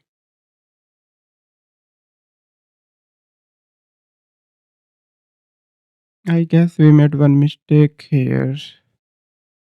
Yeah, this will again be the request query parameter. Okay. So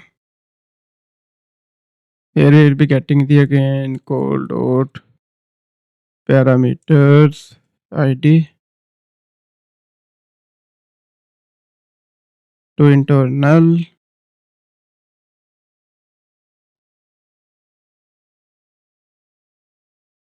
If ID equal to null,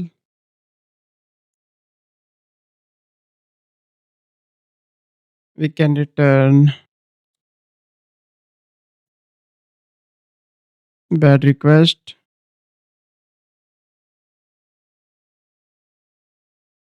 invalid ID.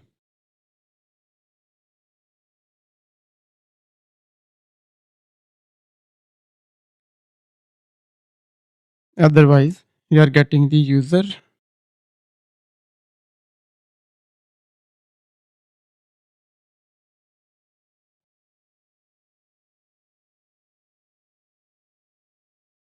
not user, sorry, we will be getting the request data.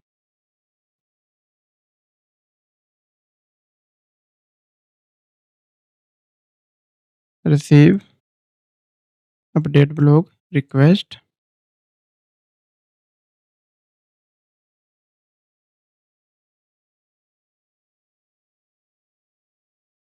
and user as well. From the call authentication again, we are getting the user and again the same logic.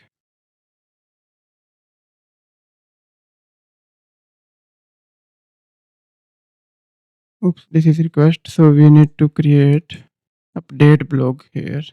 If you see ID request author ID, so here we need that ID. Okay, request and then author ID. If blog is not equal to null, we can return correctly created, or instead of created, maybe we can update here Okay, it's updated correctly. Else, fail to update blog,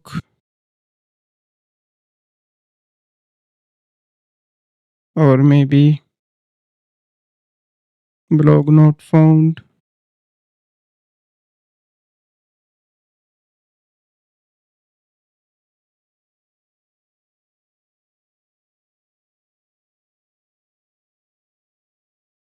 Else either not authenticated, same thing.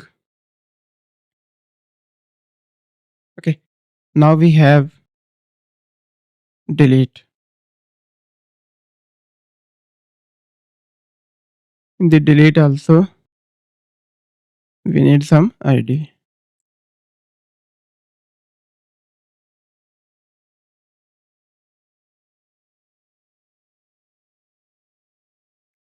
Something similar can be used there.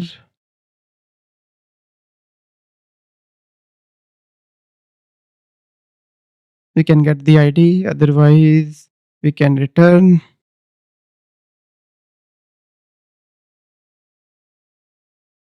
And then similarly, we can apply this logic, something like that.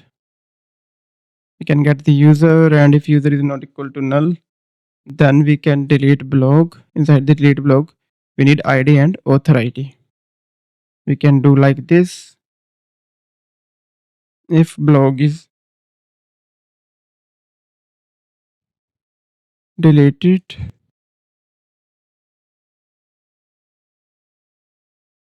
we can return here blog deleted successfully, maybe something like that. Else we can specify it failed to delete blog, blog not found.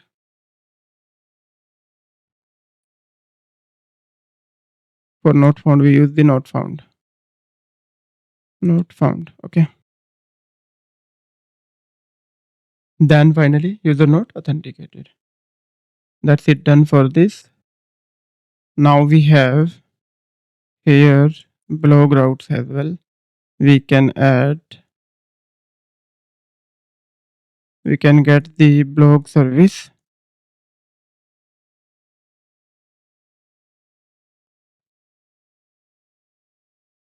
And pass that here. So this is about the routing.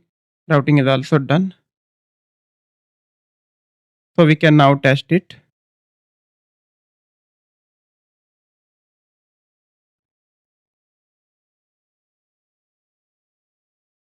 First of all, let's run that. So let's say pick up something like this. So first of all, basically we need to, and so let's verify if tables are created because we are running it. Yeah, now we can verify tables.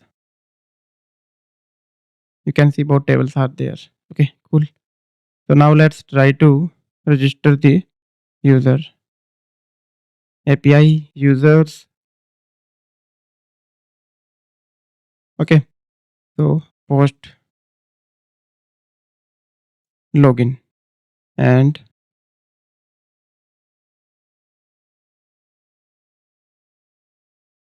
in the body we need to use the raw data in the form of JSON. Username, let's say test1.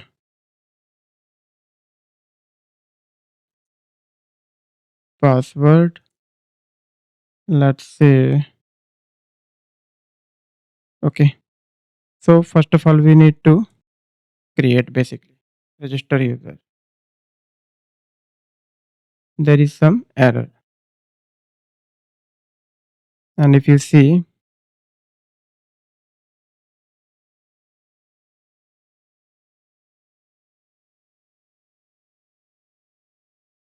oops, my bad.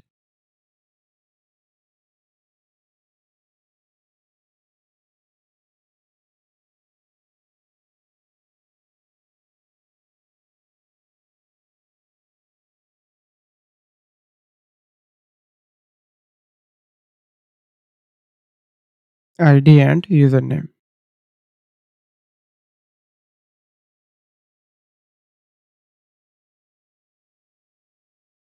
id dot value.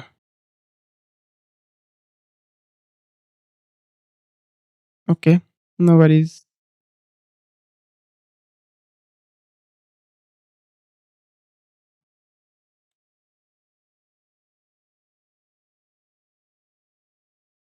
We can rerun it.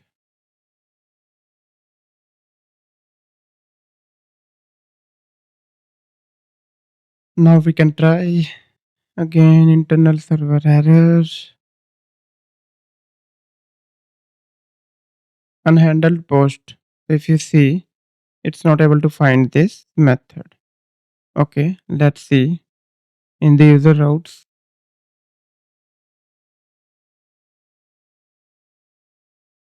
API user slash register post.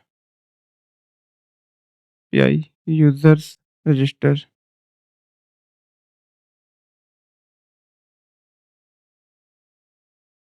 Length is also exceeding. Okay, so if we go users table and let's specify 100.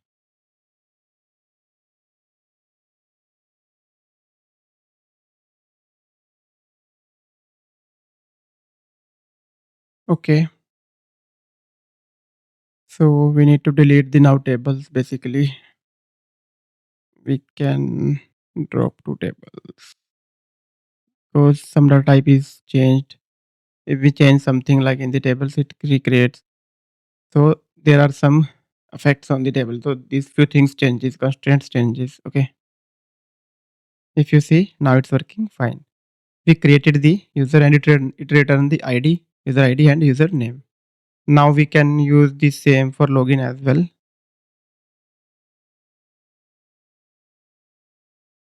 If you see for login, again we need post. We can pass the in the body same data.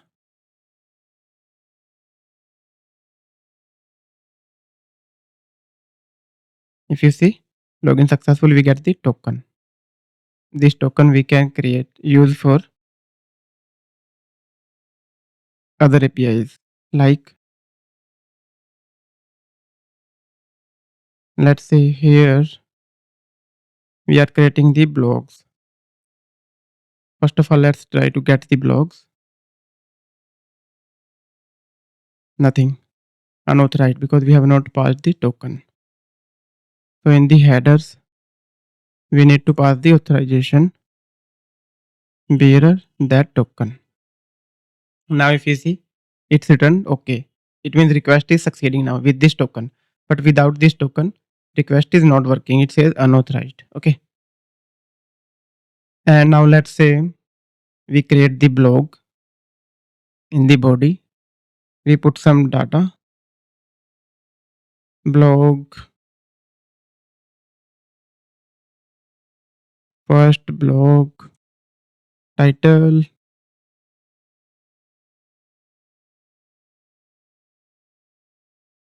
content. Okay. Now let's try to do that. If you see, blog is created successfully. 201 created. ID, title, content, author ID. Author ID. From the token, it got the ID, user ID, and that is inserted there. Done for the, so it's done for the create as well now. And now again, if we see, if we try to get, if you see, it's returning the list with this blog. If we add one more blog, it will be returning all those two blogs. Okay. Now if you try to update the blog, so in case of update blog, what do we need? Blog ID, I guess, here. So here, let's say we pass the 1 and let's just name it 1 or updated. Okay. It's updated. It's returning successfully. If we now get again, it will be returning that updated. Yeah. Now update is also working. Similarly, we can call the delete as well, right? So this is guys how about we can create the APIs in the like Ktor with authentication, export database, MySQL, everything we covered here. So that's all about this video. I hope you guys have enjoyed this video. And so this basically this crash course is for beginners who just want to start quickly starting creating the APIs in the Ktor server. So yeah, I hope you guys have enjoyed the video, and if you enjoyed, please like, share, and subscribe. That will motivate me to create more videos like this. And I will see you in another video with another cool content. Till then, bye bye. Take care. Have a great time. Keep coding.